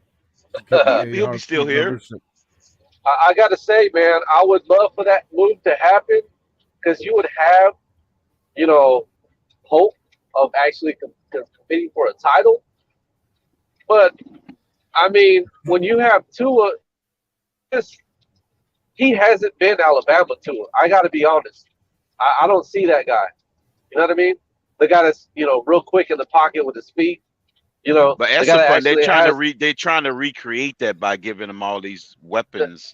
The hope that he get unlocked in that way, that will ring a bell. That's what they're trying to do. Well, he's had mechanical issues. I mean, if you look at his tape from when he was at Alabama, look, so I talk to Ian about this all the time, man. Watch that Alabama LSU game when he went head to head with Joe Burrow, bro. I saw it. Yeah, I remember that. We were at the time we were so busy, just we were debating, arguing with each other and whatnot, yada yada. Who was the better quarterback? Obviously I was in the Burrow corner, and him and them were all about Tua. Yeah. But the thing that I got out of the game, because those guys followed him a whole lot more than what I did. I did watch Tua, but not like they did. Those guys were all about him, and I mean, I had nothing but respect for Tua, because of what he did in that game. But I've just got to say, Tua had a better career in college. It's just Burrow had that 1 year at college that was so good that it overshadowed all his other years that was kind of subpar. But Tua collectively had a better college career than everybody. Bro, I got to say, I haven't seen that touch in the pros like what he had at Alabama, especially in that game. I haven't seen the footwork, the fleet-footedness. Bro, it's like he was. I even told, like he was like a fish in water. His feet. I haven't seen that in the pros. And then, you. I'm just gonna say it, man, because people think that I'm a hater, but like when you're that young, and you're hearing like trade rumors already, people not believing in you. Yeah, there's a big mental part of that position that could affect you. I'm not saying that I'm not making excuses for Tua, but look at what happened with Baker Mayfield, how quick he was like all in his feelings. Yeah, he wrote goodbye letters immediately when he was talking about Watson. I'm being as objective and unbiased as I can, because a lot of people think that I'm a hater, but that's not the way. I just want to win. I mean, what's wrong with just being objective and calling it how you see it? So up until this point, I just haven't seen that guy. You know what I mean? But I mean, dude, if you can hit on him in the offseason and you finally get, because we're 0 for 2 on seeing that guy coming around into the regular season. But we really have a chance to see that this season with just 2 key pieces that they put on the offensive line. That's why, I mean, if you're going to go all in on wanting to see that, go get JC. Why is Treader out of the picture? Just go get him. Yeah, it makes no sense. Yeah. It makes absolute no sense. All right, real quick. Go solidify that line. Something that just came out, Caesar Sports from Vegas just came out with their over-unders for wins for this coming up season. And let me put it up on the screen because I think it's a very I think it's a really Before you say interesting- that, Steven, before you post it, I was going to say overall we were still ranked 17th in the league, even Yeah. after these additions, which is I'm kind of disappointed. Well, Why would they rank? We're ranked 17th. That's not even playoffs. I know. It's. I think it's because we haven't done anything to prove it yet, which is fine. It is what it is, but yeah, that's crazy. I think our moves. If everybody else gotten that much better than us, for us to still be ranked 17th. Well, let's kind of look at everything right now. So here is the NFL wins total over under according to Caesar Sportsbooks in the AFC. Let's start in the East. They have Buffalo at 11.5 games. Do you guys take the over or the under? I think that's I'll an take accurate the depiction over. of them. I think that's an accurate depiction of them. They'll get some extra losses because of the conference getting better. I think they're spot on for Buffalo. Yeah, I do too. I definitely think it is. Vegas was right spot on that one. They're not going to lose no money on that one. New England 8.5. Yep, another accurate depition. Under. I take the under there. I'll take slightly over. They'll win 9 games. I gotta be honest, man. I gotta look at schedules too. You know That's what I mean? true, Estefan. Yeah, same here. It might be depends on what part of the season who matches up against who. Yeah. That's All right, true. Miami 8.5. Over. I mean, to me, Vegas is losing money on that one. I don't Yeah. know how they are because they're again, I'm not a betting person. That's I if don't everything bet. goes well, Steven. If everything goes according to plan, Vegas no. losing a lot of money on that one. They on the Miami, they don't even have to have everything go right to win 8.5 games for the Dolphins next year. They just have to be as good as they were this past year, and they are. They don't- yeah, that's true. Yeah, I don't think Vegas believes it beat might what make they are Daniels, last year. so yeah. You know, they automatically we win 9 games. I don't think it's just about McDaniel. I mean, I think overall, there's a lot But of offensive line coach and getting those guys together, it should be. Yeah, there's a lot of new coaches coming in. I think that's what they're looking at. Next. With the new coaches, that's Yeah. All right, y'all A lot ready? The Jets. Jets 5.5. Over. I take the over there That's too. hilarious. Over, man. Come on. Hey, I got to go put some money on the Fins, man, on this. Yeah. I'm glad y'all are got telling to. me this, man. Yeah, win some money on the Now I Fins. got to start gambling now. I got to get back no in gambling. game. I got to go. If you have a problem, talk to me. I'm telling you. Come on, Alabama Tua. Let's go. I'm about to go put my money a down lot of today. money now. You better do it now, bro. I'll tell you, You better do it now. I'm bringing this out because I do think if Vegas does anything crazy, they're usually very accurate in how they assess teams. And so I'm not saying that they don't this get stuff early, wrong. Steven? This I mean, early? Look, I think 8.5 is way low for Miami, and I think the Yeah, Jets. And I'll be honest with you, I think the Jets at 5.5 are really low. Yeah, I do too. Like I honestly, I feel more comfortable putting 5.5. If I was a betting guy, like I would put more money on the Jets winning more than 5.5 games than the Dolphins. Bro, I gotta say something. But right now, I mean, hey, this is them. We have homers in our fan base too. But bro, I could have busted out laughing from what I heard from Jets fans yesterday, bro. They were saying they're crazy. They're saying they're gonna sweep us. No, but they've always been that way. But they're gonna sweep. They're gonna sweep us, bro. They're gonna be better than they were last But year. but one of those games that we had against them, we could have it could have went the other way in one of those games. All right, let me see here. All right, hold on. I'm reading some at the same time. Okay, AFC North, Cincinnati, 9.5 games. Over or under? Slightly over. They'll win 10. They'll be the same record, 10-7. They'll get the exact same record they had last year. Pittsburgh, 7.5. Over. I think They that's win accurate. 8-9. That's close to accurate, but I think it's a little under. Cleveland, 9.5. Over. I actually don't think that they're gonna go over 9.5. I think they're gonna. I think they'll go at 9. Yeah, I think not. I mean, 8 or 9. I think is. It all depends on how long his suspension is. But if it's not long, exactly they'll what I was go about over to it. bring up. Crypto. Nobody knows if he's going to get suspended at all. Right, so it's kind of hard to place a bet on him, right? Yeah, but if he don't get suspended at all, Vegas losing a lot of money on that one. But check it out. Houston with a healthy Deshaun still only won 4 games last time. So, but that was with a crappy team. Come on, it's not like he had Kareem Hunt in the backfield and Chubb and Amari Cooper at the wide receiver. So stop it. That defense was horrible. And he didn't have the best offensive line. I still and they had a horrible defense. And Cleveland got a real good defense. Again, I wouldn't touch that 9.5 with a 10-foot pole to save my life, but I do think it's like right at 9 for them. They're a 9 or 10 win team. Baltimore. No, he had a much better team in Cleveland than he ever had in Houston ever. Baltimore 9.5. I would say under, man. That defense was. I mean, have they under? Have they done enough moves?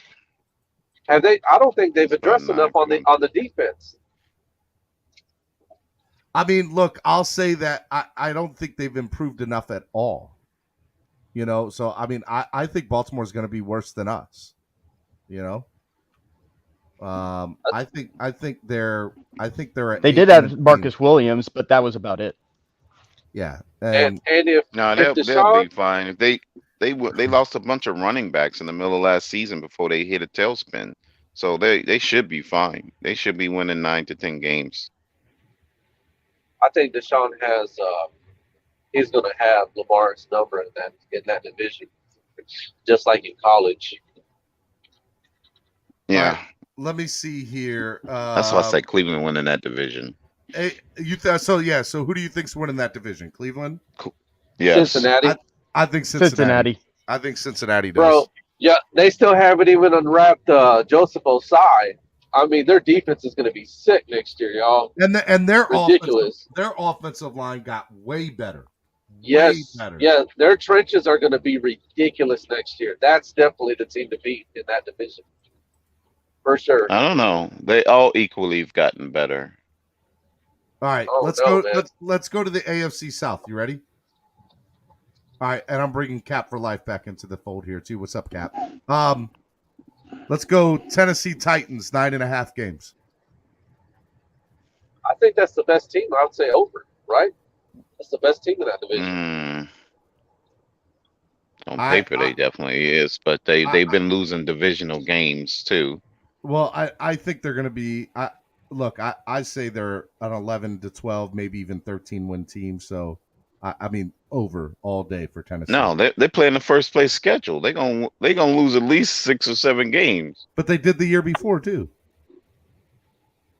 Yeah, but the AFC wasn't as competitive and beefed up like it was the last 2 years. Well, neither. I mean, well, they got it. 8.5. What count all the additions that the coach did and all the additions that the other teams have done.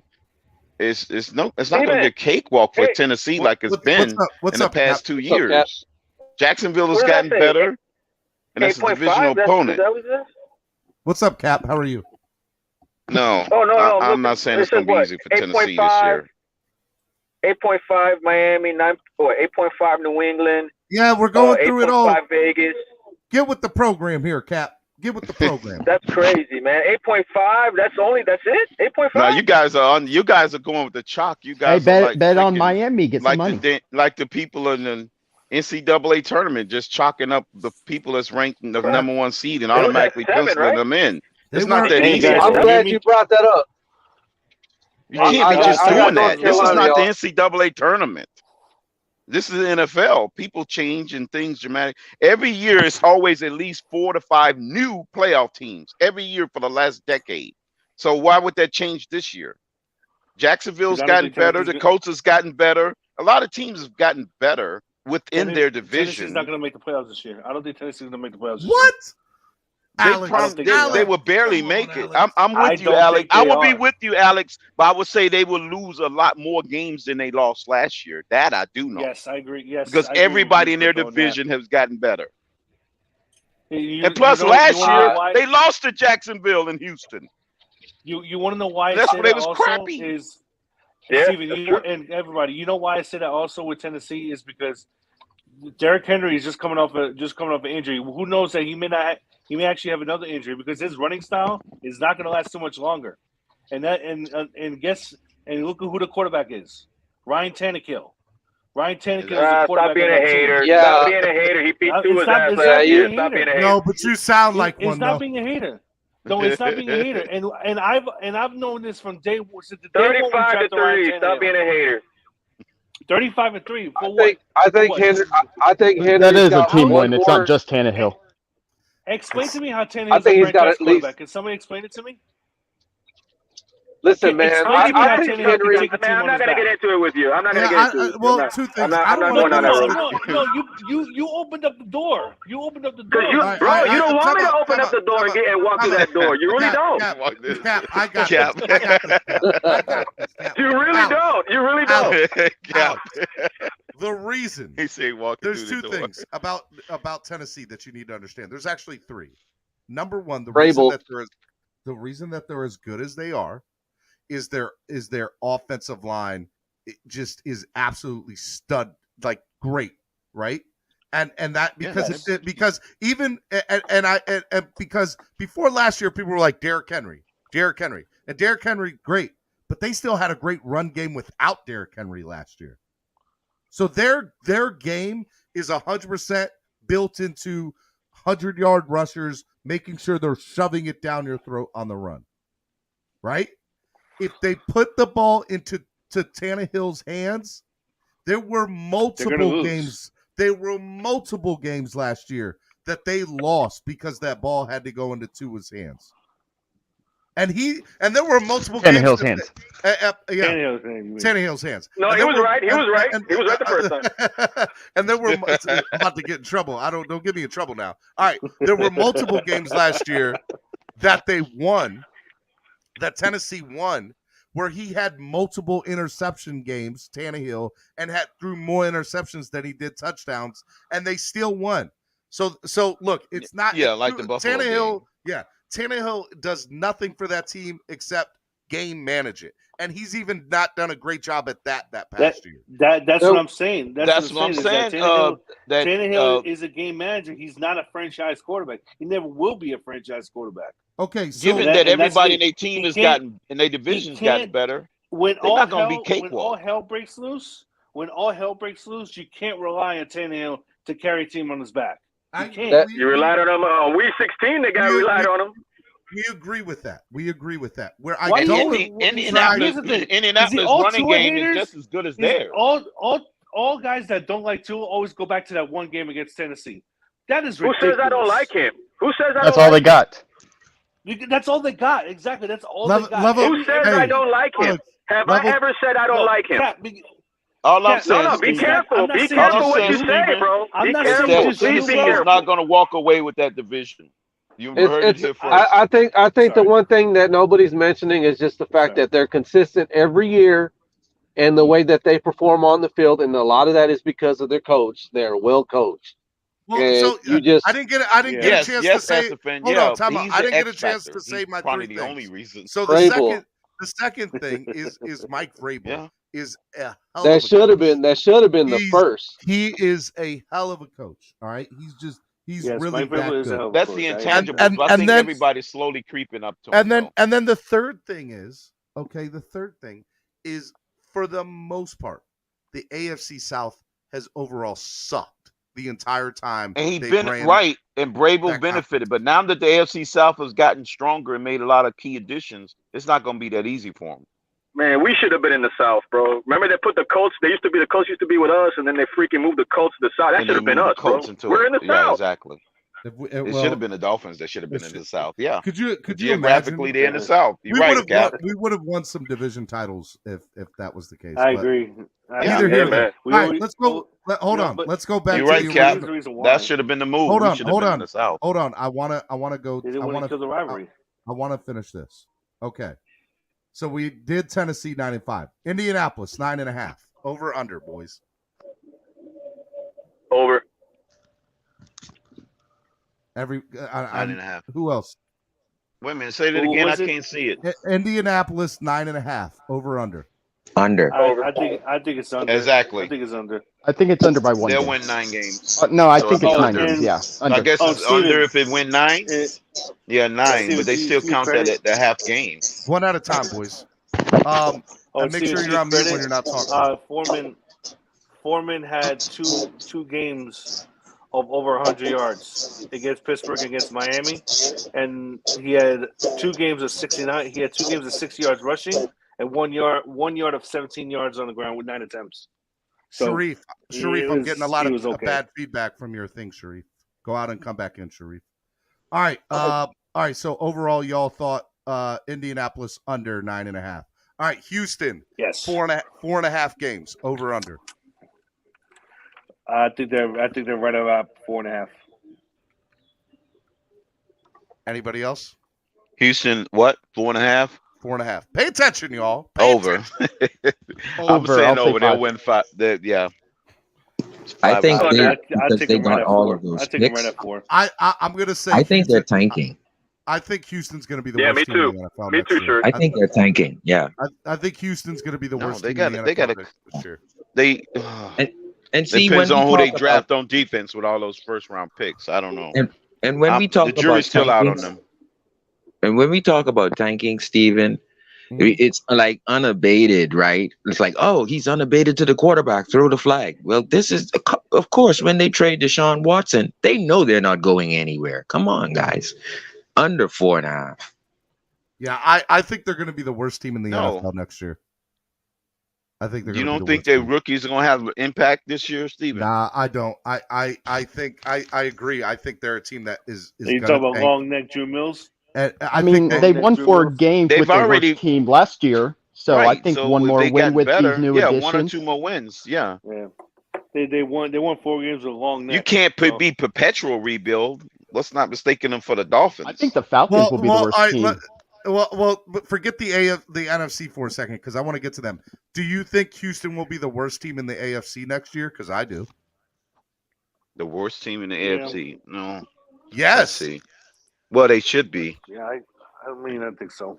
Everybody else in the AFC legit is going to try to go after. Yeah, they'll be better. Yeah, you're right. You're right. Houston should be the lowest. The worst team in the AFC. Yes. Look at this list, of course. They should be. Yeah. Okay. But their record is not going to be worse than 4 wins. Yeah, yes, it will. I'd be surprised if they win more than 4. They're winning 6 games this year, Steven. Well, I'm glad I don't bet no more. But if I did, I would still take it. I'm not going to say 6. All right, Jacksonville, 6.5 games. My surprise team of the AFC. Jacksonville. Yeah, I think they're agree. going to have more than 6 wins. Well over. Yeah. Mark my word. Remember, I was telling you about the 5 to 6 new playoff teams over the decade. Mark my word. Jacksonville's going to be one of those. They're going to be one of those new teams that make the playoffs. Hey, we doing a giveaway? It's probably I'm going to nail this, bro. 9 wins. Yep. They're going to be one of the new teams that make the playoffs. All right, let me get back into the thing here. Okay. Sorry, you guys couldn't see this. Let me make it bigger for you guys. All right. Kansas City, 10.5 wins. Yes. Over. Under. Over by 1. Under. They're going to Who beat said that? Over by Cap, 1. Cap, you think under, really? Over by 1.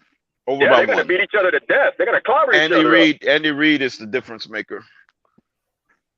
Even though they don't have Tyreek over there anymore, they're still going to get a. They got Scatling and they just got what's his name from Schuster. The reason I say and plus they're going to draft the top wide receiver. Travis Kelce broke down a couple of times and they got last Hartman, season. so that kind of worries me. And Kelce, I like Hartman. exactly. I like Hartman. And then forget Clyde Edwards-Helaire is healthy now. All right, yeah, Vegas. they'll be over. All right, Las Vegas, 8.5 over under. Over by 1. Over by 1. Yeah, they won 9. 9.5. You're gonna give Vegas? Yeah. 8.5 is. How many they win last year? That sounds They doable. probably be the same. Yeah. Shit, Josh McDaniels, they got a new coach. Does anybody here? Does anybody believe they're going under? They got a new coach. I don't believe in Josh McDaniels, but I do believe they'll go 1 game over. I think I believe in Josh McDaniels. Yeah, but it's going to be the Patriot way in Las Vegas. We'll see how That's the problem, because when has the Patriot way ever worked, other than It with Bill hasn't. Belichick? And so Well, look, here's good something- chance to see all right, if it happens. Listen, fellas, listen to this, okay? Listen to this theory. Vegas 8.5, right? Vegas has Josh McDaniels, who is a Patriot guy who has failed everywhere he's gone, and Patriot guys don't turn out very well. Now, you have to understand, looking at this entire AFC, there's two things that stick out. Number one, the AFC West is the best division in the AFC, and they're going to beat each other up. So that's one. The second thing is the entire AFC as a whole is just like all these teams have a potential to make the playoffs with the exception of Houston. So you take that into account, somebody's going to have to disappoint us this year, right? There's going to be a disappointing team this year. Vegas, to me, has check marks to fit disappointment. And so I'm going to say under 8.5. Man, Steven, your fanboy is coming out in you. I think they check a lot of check marks of teams that aren't going to be that good. I don't. That's fair. That's fair. I was debating between 8 or 9 wins, so. I don't know. All right. Wow. Los Angeles Chargers, 10 games, over, under. Under. Over. I'll say 10 Over. games. Las Vegas, I say. It depends on how they play. They make moves on their division. defense, their offense. They should be right at 10. Yeah, they should be 10 and 7. Sorry, yes. I Okay. say about That's an accurate 10 is depiction right. of them. Yeah, that's 10 is right. right. Vegas Yeah, I agree. got nailed it on that one. I would agree with Vegas. It's 10. All right, and the last team that we're going to talk about here, Russell Wilson to the Denver Broncos. Denver Broncos, they have 10 games, over, under. Under. I think Over. there'll be a big disappointment. What I my think they're opinion. going to win the division. I think I they're don't going to win know. the division. No, I think the Kansas City Denver's Chiefs will not win the winning that division. division. Yeah, they'll come I say the close. It'll be an. They'll come close. It'll be between them Well- and the Chargers for second place. With Denver, it's all their backbone. They're going to rely on that backbone. That's their defense. All right. If their defense Denver is top might 5 in the miss the NFL, division All right. again. So, all right, looking if their defense is looking not at top 5, then looking they're going to be division winner. looking at this list right now, fellas, a couple things I want you all to answer for me. Number one, there are 3 AFC wild card teams. I want you to give me 3 teams right now that you think are going to get the wild card. We'll go down. I'll start with Estefan. Give me 3 teams you think will be potential wild cards from the AFC. Give me a sec, Steve. I'll go last. I'll go last. All right, Sharif, give me 3 teams that you think are going to be AFC wild card. Sharif. I'm thinking off the top of my head, Bills, Buffalo, because I think we're gonna win the division. Okay, that's fair. I'm agree. And I I've just want 3 wild card teams. So Buffalo, who else?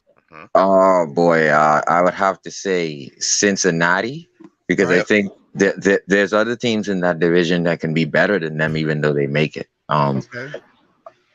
And I would say, Pittsburgh. Pittsburgh. All right. I'd say Pittsburgh. So just all right. So I Yeah, we're gonna that's keep on almost going. close to me, Sharif. But what I think sticks out to me, Sharif, is you don't have a second team from the AFC West, which I find very interesting. All right, that's interesting. We'll get into that. Crypto, 3 teams that you think will be AFC wild card. Yeah, I would agree with Sharif. I think we're going to flip them and win the division. Buffalo going to lose a lot of games outside of our division. All right, so Buffalo's 1. Who else? Yeah, Cincinnati is the second one. Okay. And Jacksonville is the third one. Wow. 2 people in a row that don't think a second team's coming out of the AFC West. You guys are surprising me. This is very surprising. All right, EM Baller. Who is 3 teams you think are going to be the AFC wildcard teams? Well, I haven't seen the schedules yet, but from right now, I would say the Bengals, the Titans, and because I don't believe the Dolphins will win the division, but they will make the playoffs, I'll say the Dolphins. Okay, I like that. But So the Titans and who? Wait a minute, hold on. Titans, Bengals. The Bengals, the Titans, and the Dolphins.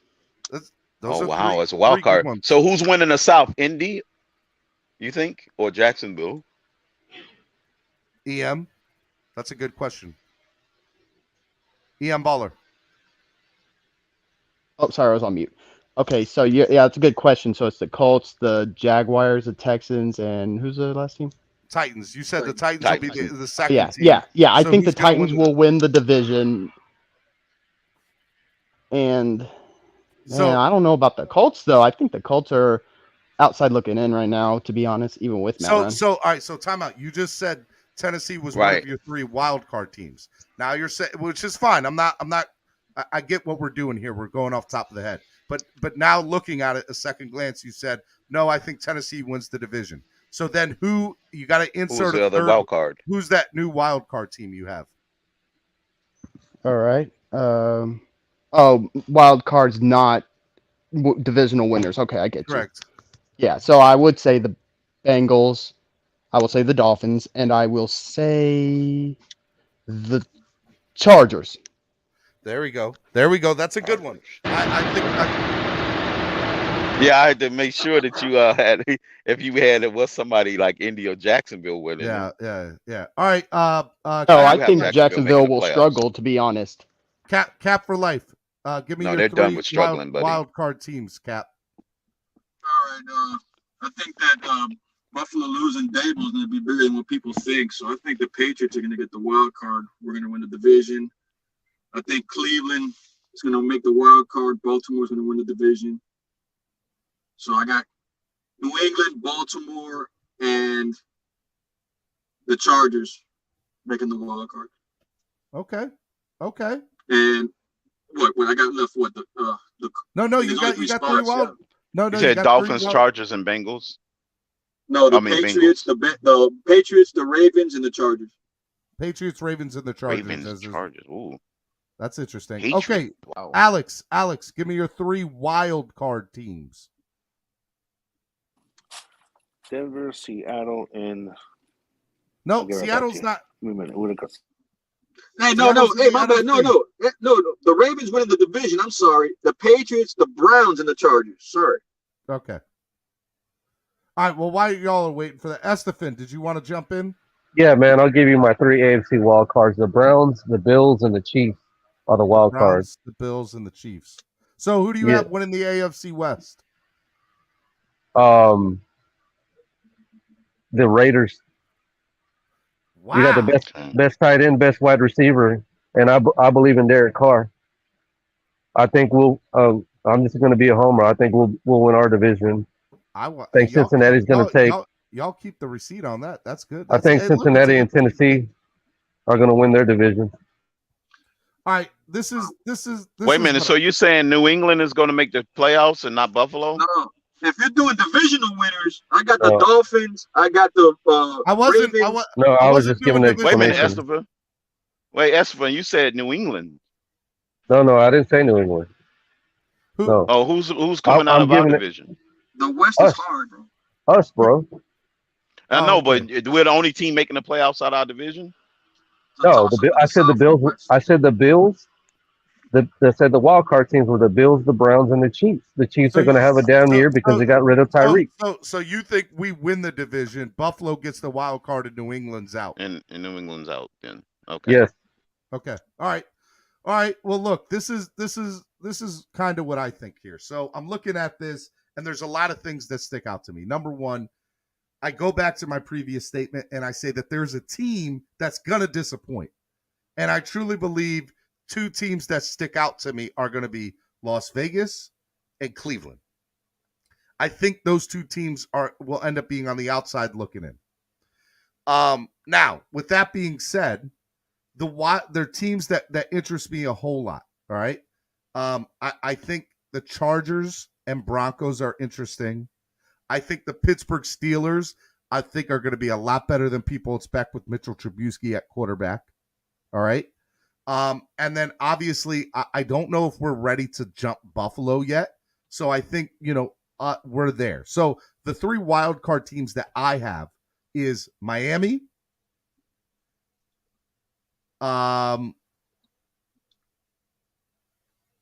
It's tough, right? It's tough.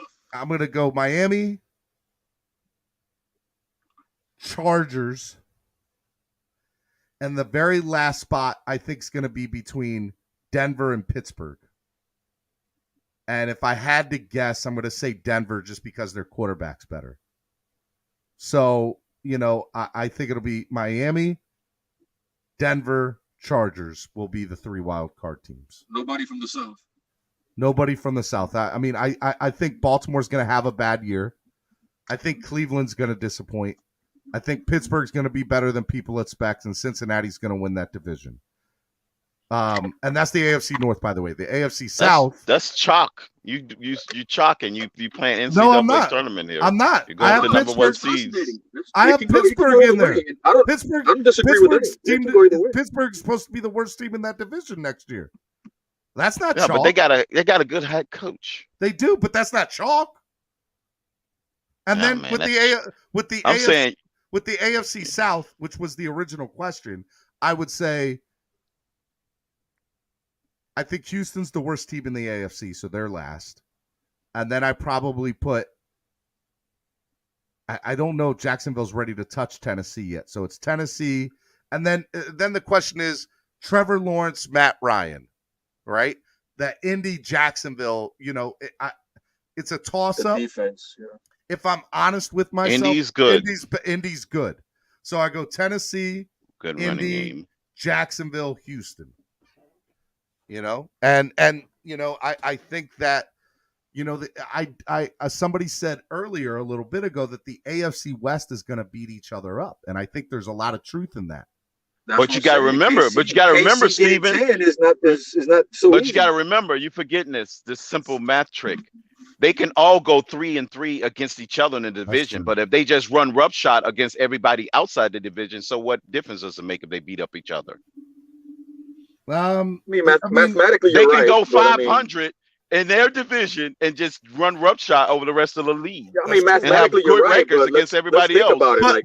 Here we got 3 teams in that division sitting at 13 wins. But if you're looking at if you're looking at this right here, gentlemen, right? If you're looking at this, Houston's not going to be a contender, and everybody else has a shot.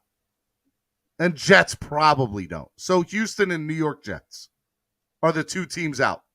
Everybody else in this conference has a legit shot at making a run at the playoffs. Correct. So it's a think 10-team race. So it's a wild. 12-team race?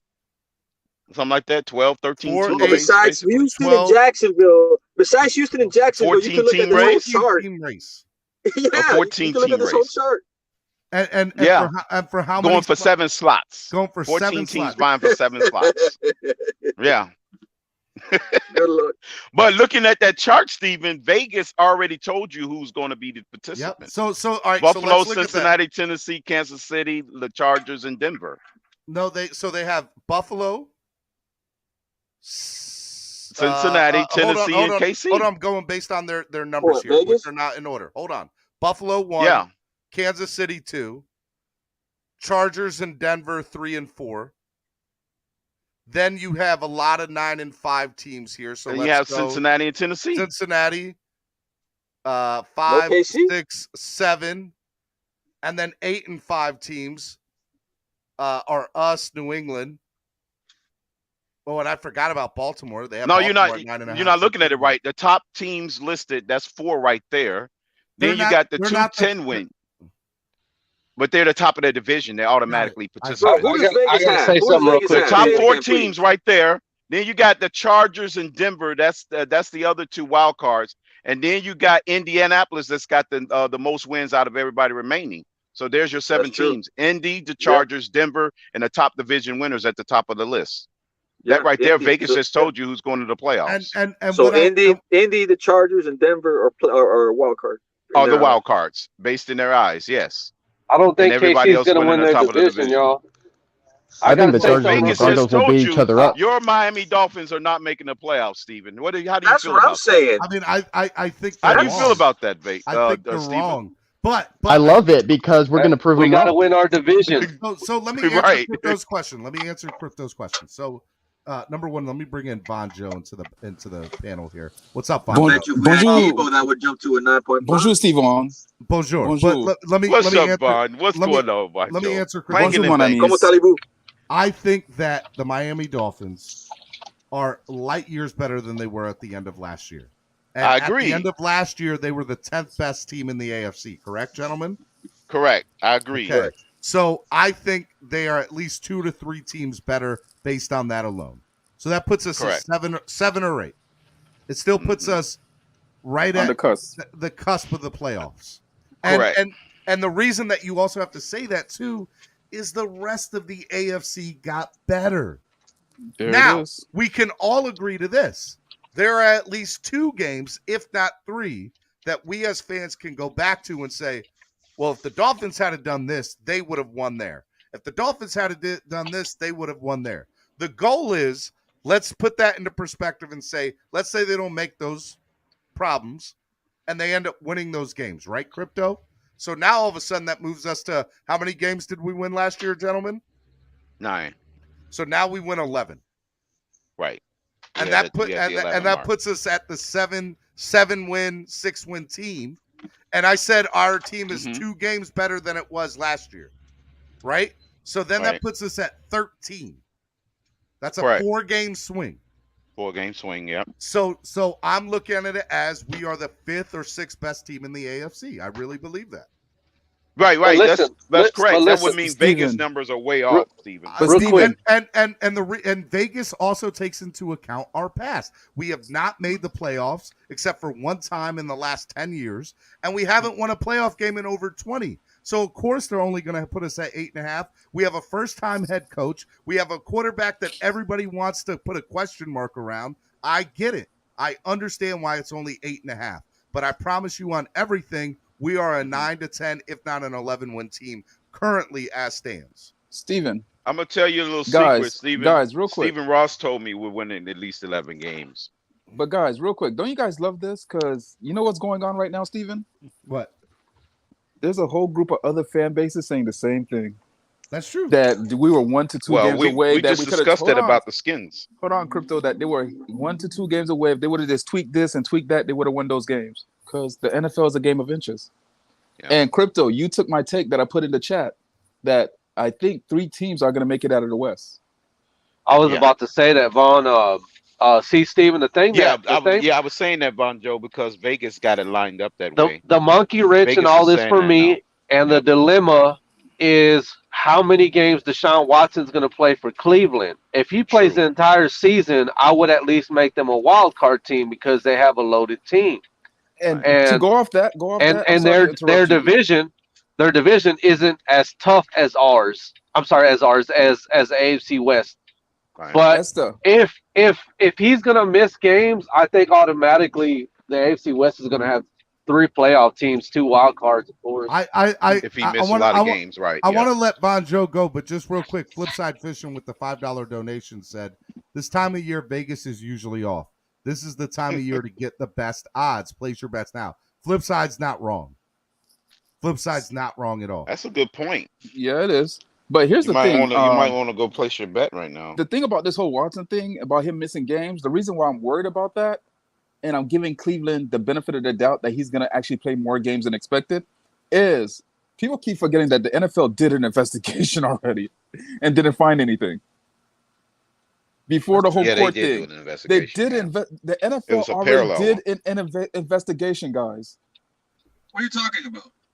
Which means they should have already came down with a verdict. They should have. on whether he was NFL but there are other scenarios coming up.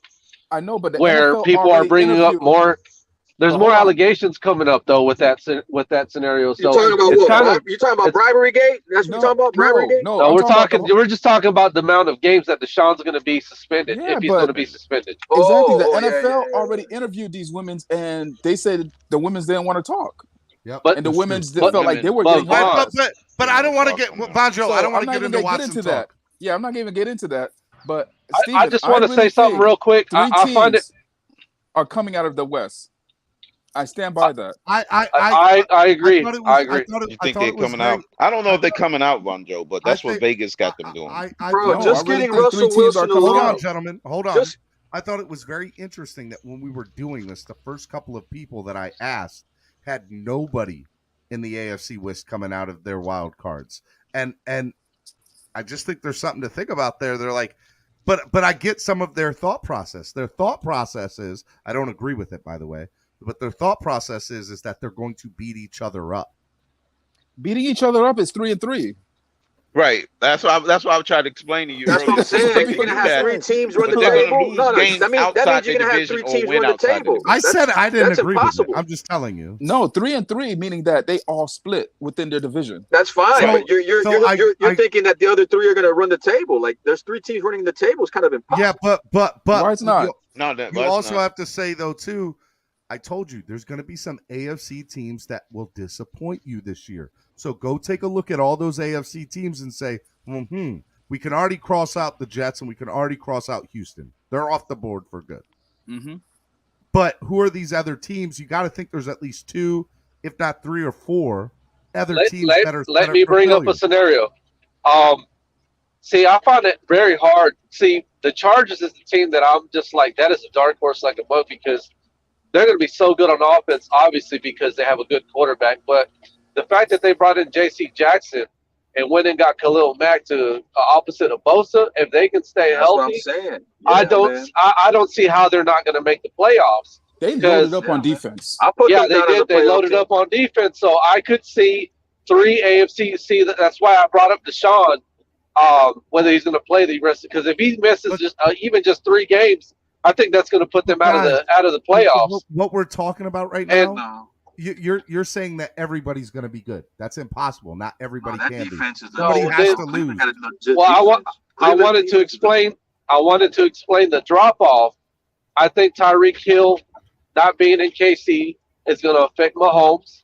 No, stop saying that. Go look at Mahomes' numbers. I don't think so. Yeah. Go look at Mahomes' numbers. He played 3 games without Tyreek, and he threw. It's also a small sample size, so we don't know. But it was 300 yards each one. Is his low line attack? Is KC? But you go with 0 sample Sam without him now. When the rest of that division has gotten that much better, there's going to be situations where there's technically maybe a playoff game for them to get. Because I don't think they're going to be the best team in their division. I don't agree with Vegas. And the other team will be the Bills. Did you see how tight it was, Esther? Did you see how tight it was this past season? Did you see how tight it was?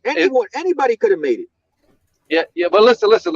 If they don't sign Diggs, bro, we should win our division. I hope that's what ends up happening. That's another question mark. That's why I say Buffalo may not make it. I trust Andy Reid will pick a wide receiver in the draft that has just as good speed that they can use as a decoy and run Scatling and Schuster as option routes still under contract? with Tyreek. Hold on, what's his name being gone? All right, hold on, gentlemen. KC will be perfectly fine. I want to hit the reset button and then start doing final thoughts of the day. Number 1, Miami Sports Music's number 1 Miami fan morning show, Clock Blackers. I want to remind y'all, we are $150 away from our goal for this month. Today is the last day. If anybody donates $50 or more till the end of this show, I will triple your entries into the Javon Holland jersey. So instead of 10, because I was doubling it if you did 50 or more, I will do 3 times. So you'll get 5 times. You'll get 15 entries into a $50 drawing because every $10 increments is 1. So if you donate $10, that's 1 entry. You donate $20, that's 2. You donate $30, that's 3. If you donate $50, I will give you 15 entries into the Javon Holland autographed jersey sweepstakes. We're $150 away from goal. I know y'all can do it. Let's go. I want to remind you all, if y'all haven't hit that like button yet, hit the like button. Share this link. We've had some amazing conversations today. This whole week has been a really good Dolphins panel. Yeah, man. Thanks, Steven, brother. A lot of good stuff. A lot of good conversations here. And I really enjoyed today's conversation about the over-unders and just the AFC with everything. So donate in the last 15, 20 minutes here. We're going to do final thoughts of the day. $150 is the goal, gentlemen. So ladies and gentlemen. So let's go. Donations. All right, let's go. We'll do final thoughts of the day. Who wants to go first? I'll go ahead and go first. All right, since I was the last one to come on. Guys, final thoughts is I had a panel with Miss Finns also about our record, and I think crypto was there as well. But guys, I really think we're at a point with the way I look at the AFC and the way everything is shaking out. And if I'm just freezing the whole NFL right now and going off of what I see right now, right? I think if we don't win the division, we could be outside looking in. I think we literally have to win our division to make it to the playoffs, or we're going to be one of those teams outside looking in because the West is going to have 3 teams in there. That's my final thoughts. For Eric, bro. I agree. All right, Bonjo. Love you brother. guys. Steven, I'm about to inbox you. I want to have a conversation with you real quick. All right, man. Yeah, dude, I want to talk to you. That'll be great. And right, hey, cool. Bonjo, tell people what they need to do the last 10 minutes of the show here. Guys, it's a real safety. He's a real safety. All right. He's not like that guy that we shipped off to Pittsburgh. All right. Javon Hollins is a real safety. He's a real dog. Donate. I mean, $50 and you get a chance to get 3 entries, and you guys saw the jersey. 15 entries. 15. Yeah, 15. It's an entries. investment. It's an investment. It's a 3-for-1 deal. Even Publix give you BOGO. You getting 3 for 1. Guys, go ahead, go donate, support the channel. I said this last night. Listen, we have a community that supports the Dolphin fans. We know the national media is not going to do it. They don't give us no coverage. They don't give us no love. They give us about 15 seconds. We have Stephen D that's giving us 2 hours. We have 3 hours and a half. 3.5 hours. Plus right now, early in the morning to get us by. Come on, God, donate, support the channel, support the community. Love you guys. Fins up. Let's go, Bonjo. I appreciate that. Yep. Love you, brother. Everybody's fine. Look at Flipside Fishing. He took y'all halfway home. My man just got 30 entries. $100 donation. Shout out to Flipside Fishing. My man. Shout out to Flipside Fishing. By the way, I think he called out Level 2 Noob, and Level 2 Noob said that if he donated 100, Level 2 Noob would donate 200. I'm just saying, Level 2 Noob. You did say that earlier, Level 2. Okay, shout out to Flipside, man. That's awesome. Guys, we're $50 away. And you can keep on going. Your entries are every $10 increment is 1 donation. So let's go. Let's go. All right, who's going next? Final thought of the day. I'll go next. Look, I got 3 scratch-offs, 3 Powerballs. After hearing the odds on the Fins, I think I'll be on a roll. I think I'm going to go place my bet today. I need y'all all to blow into y'all's mics and wish me good luck. And if I hit high enough, I'll share it with all of y'all on this panel. That's what's up, man. I appreciate it. Y'all have a good one. I love you, brother. Be good. Y'all are the best fans in the world. I don't care what anybody says. Y'all are freaking awesome. All right, who's next? I'll go next. Yep. Go ahead. All right. Well, like you said, this is the best community out there. Let's go to the playoffs. We're doing some good things. It's not over yet. We still got the draft, and playoffs. I'm excited for this season. Yep, we got to win the game first. After that week 1 win, then I'll say playoffs. Playoff. Okay. But yeah, let's get this done and fins up. Fins up. I appreciate it, Ian Baller. All right, hey guys, we're $50 away from our goal. $50, actually $54, but $50 away from our goal. Let's go. Donate to the channel. If you donate $50, I will triple your entries. Remember, $10 is 1 entry fee, 20 is 2, 30 is 3. If you donate 50, I was doing 10, but from now until the end of the show, if you donate 50 or more, I will triple your entry fee. So my man Flipside Fishing just got 30 entries with his $100 donation. We're still $54 away. Let's go. All right, who's going next? I'll go next. All right. Go ahead. All right. I just want to say, of course, we wanna win the division. And hold on, I got my mask on. Sorry about that. So yeah, I'm outside. So I know we want to win our division and we want to win, guys. But if we study the tape once again, the all 22, you would see that we very well struggled at stopping the run. So my concern is if the defense was always ahead of the offense and we shored up the offense, then we need that depth at nose tackle and at middle linebacker behind Landon Roberts. That's my concern now. And now that I've seen Greer come out, the press conference, all of the moves that they wanted to make is probably behind them.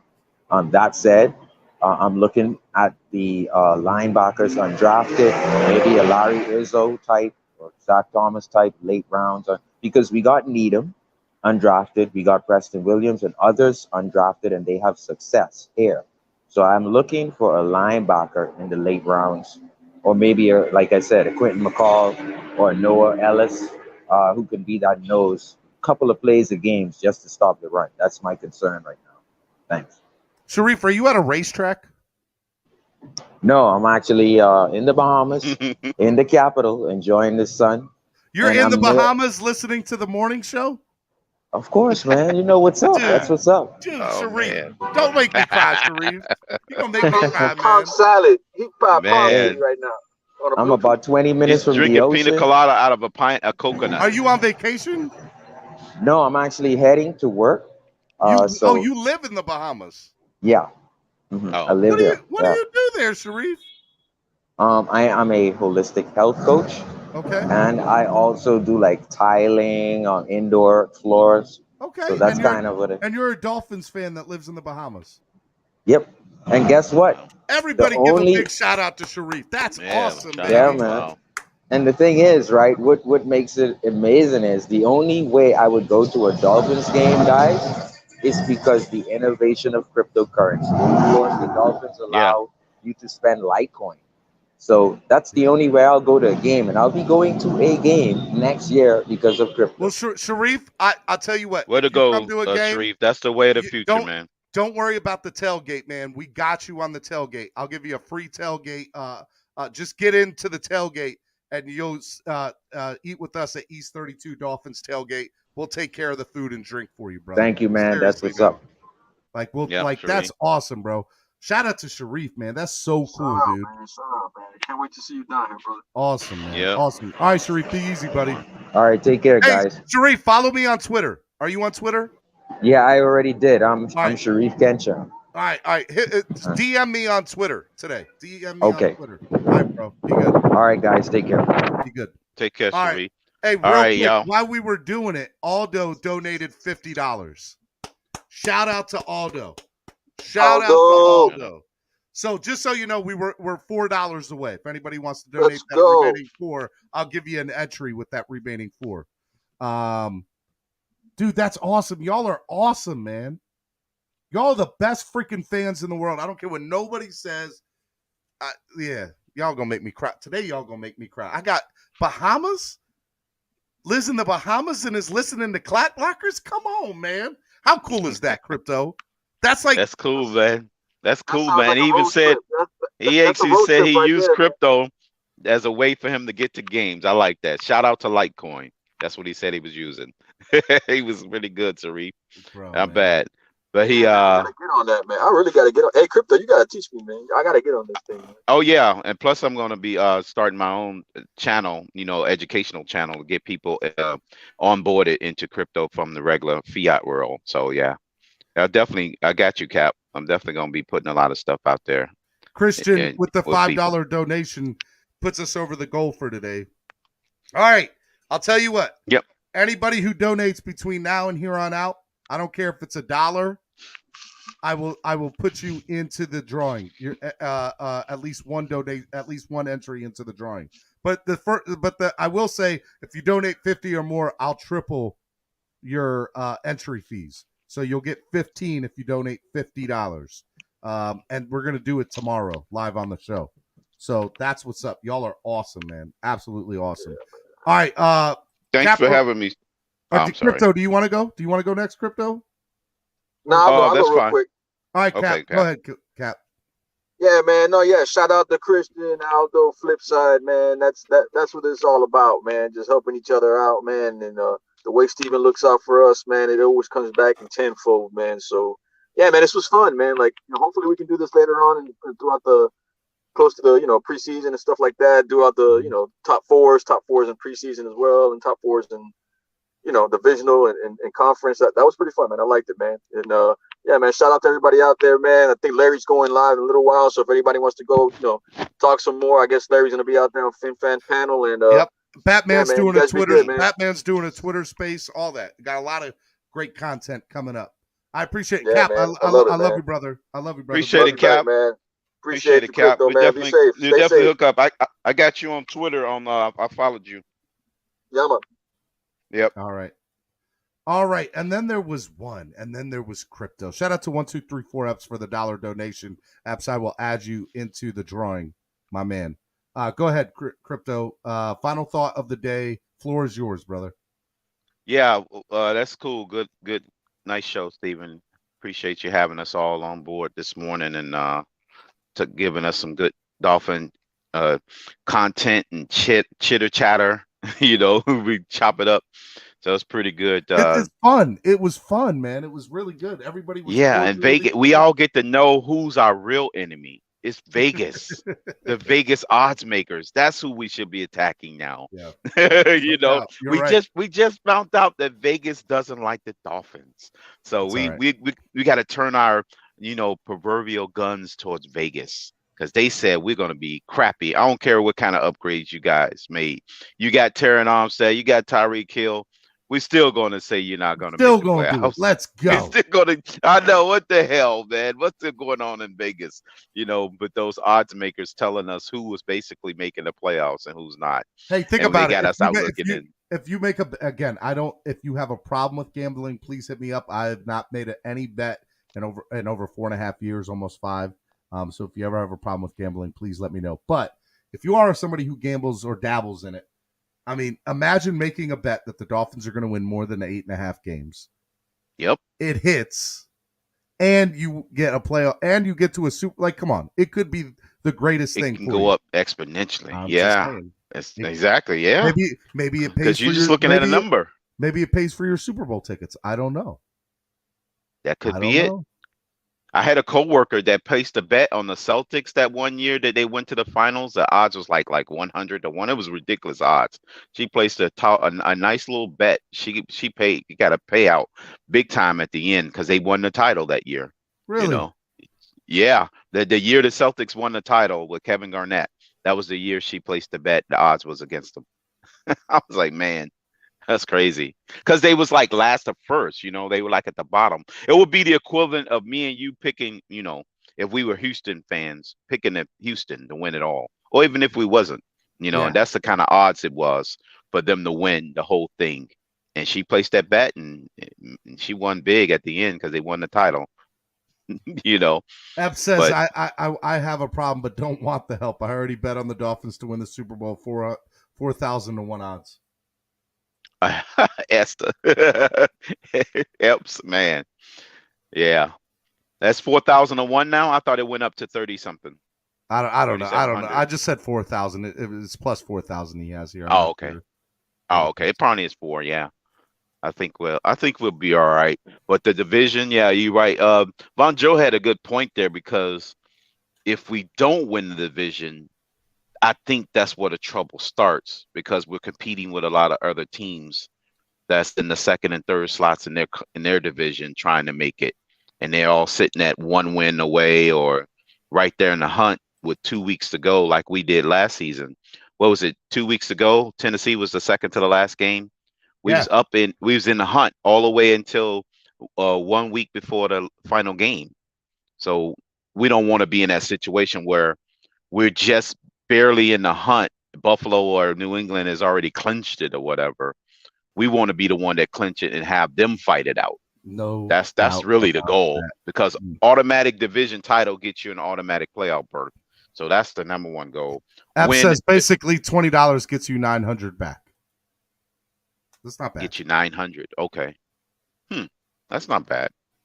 That's not bad.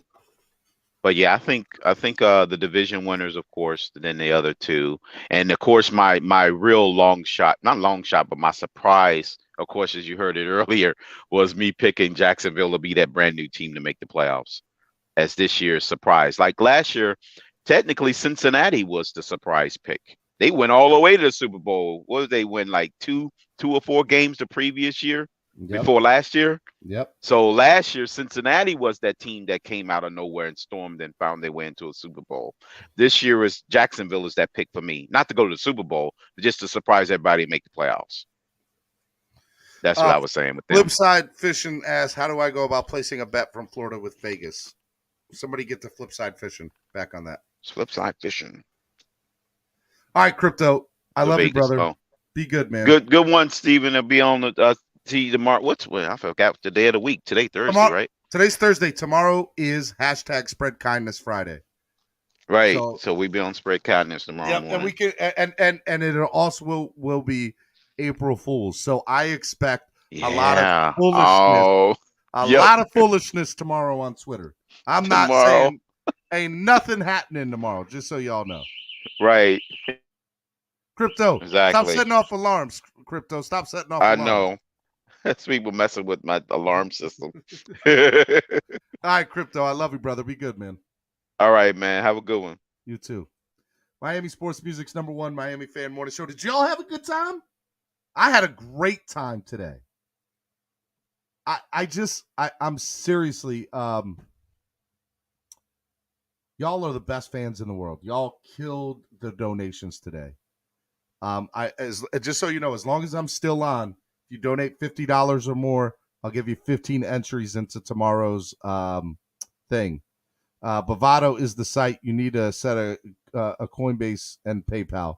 1, 2, 3, 4 said to Flipside's Fishing's question. But yeah, to the question, it was great. Few people I really want to shout out today. #1, Pete. Pete donated 2 of his slots to Paul Glover and Clumsy. Clumsy is a part of the Germany fan club. Shout out to the German fan club. I have your flag. I've rocked it up in the background before. Y'all are amazing. I love all you guys over there in Germany. Think about this. I want y'all to think about this for a minute. Today, Clock Blockers was listened to in Germany and in the Bahamas. And I'm pretty sure my man from Australia was on today too in the chat. So Germany, Australia, and the Bahamas. We're worldwide, baby. We're worldwide. Let's get bigger. Let's get badder. Let's get better. I can't do it without y'all's help. So when y'all share. Like, look, today, throughout the rest of the day, go put on Twitter or on Facebook, hey, guys, here's the link to the show today. Go check it out. Hit the like button. If you're a Dolphins fan, go check it out. Tell your family and friends to subscribe to the channel. Subscription, it's free to subscribe. It doesn't cost you anything to subscribe. Just hit subscribe on the page and hit the little bell button so that you get all the alerts when we go live every time. Matt Garzi says London too. London too. We got the Bahamas. We got Germany. We got Australia and London. What? Come on, man. Y'all are freaking awesome. Jacob says the wilderness of Montana too. I'm telling you, it does. Like there's a reason I have my name as Spread Kindness, Positivity, and Love. I'm telling you, the way I feel right now is so, like yesterday I had a really bad day. And today I feel the love today from you guys. I feel the love, and it's a beautiful thing. It's amazing how one day you can feel just lower than low, and the next day you can feel the high of highs. And that's my life. It's a roller coaster, it feels like. But let me tell you, it's y'all are the best fans in the world. There's nobody better than y'all. Dolphin fans are the best. DWA Clumsy said, Dolph fans with attitude all day long, man. All day long. If you donated today, the other person I want to give a big shout out to is Flipside Fishing with his $100 donation. Absolutely amazing. Aldo with his 50. I think he donated more than that too. I got to go back through and see who donated what. I can't go all the way back, but I know that Aldo donated a lot today too. Aldo, if you guys are in Pembroke Pines, Pembroke Pines. He's got a sub shop there called Hangry Owls. Go check out his sub shop, Hangry Owls. It's an awesome sub shop.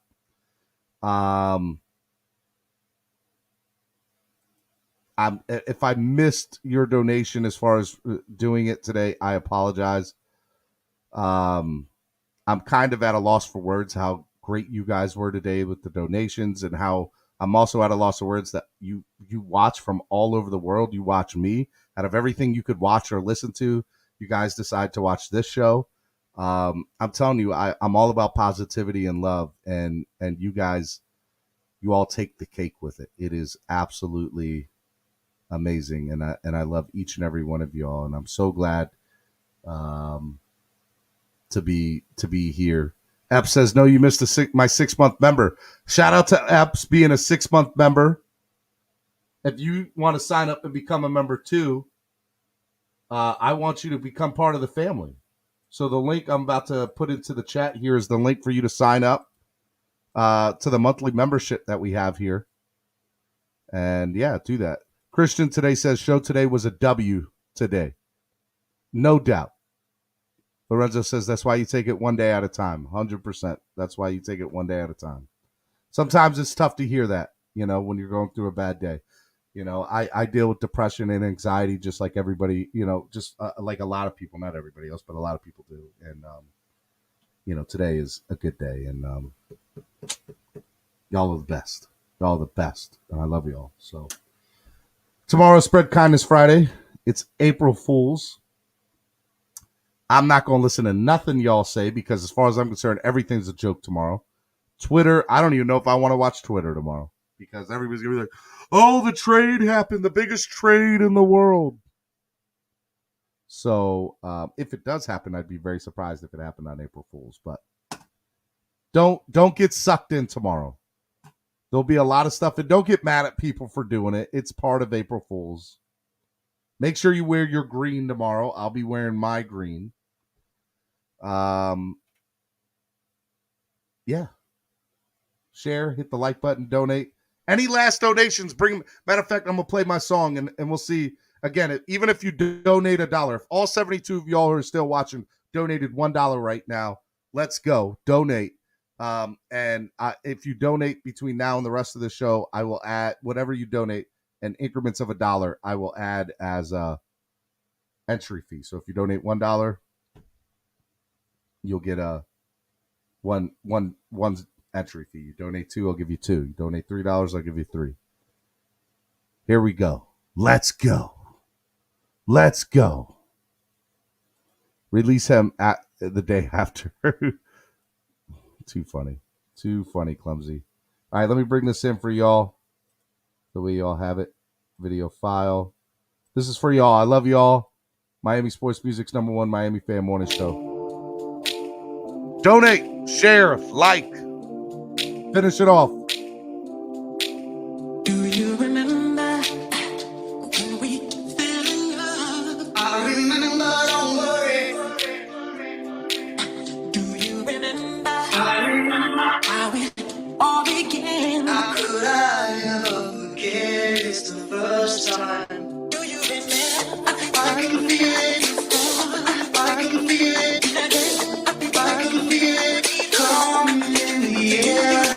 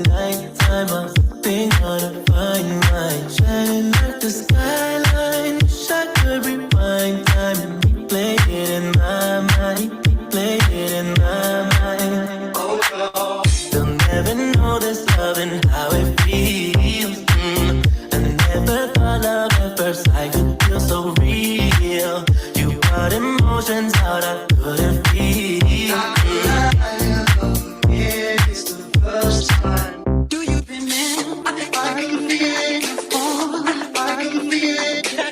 I can feel it. Come in the air. I can feel it. I can feel it. I can feel it. Come in the air. Come in the air. Come in the air.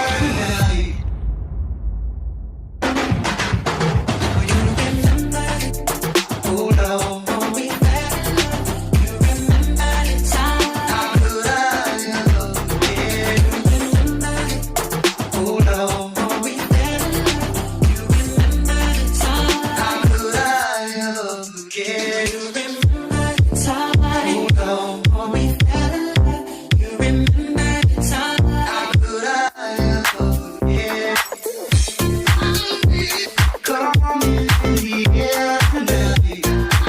Miami Sports Music, #1 Miami fan morning show, Clock Blocker.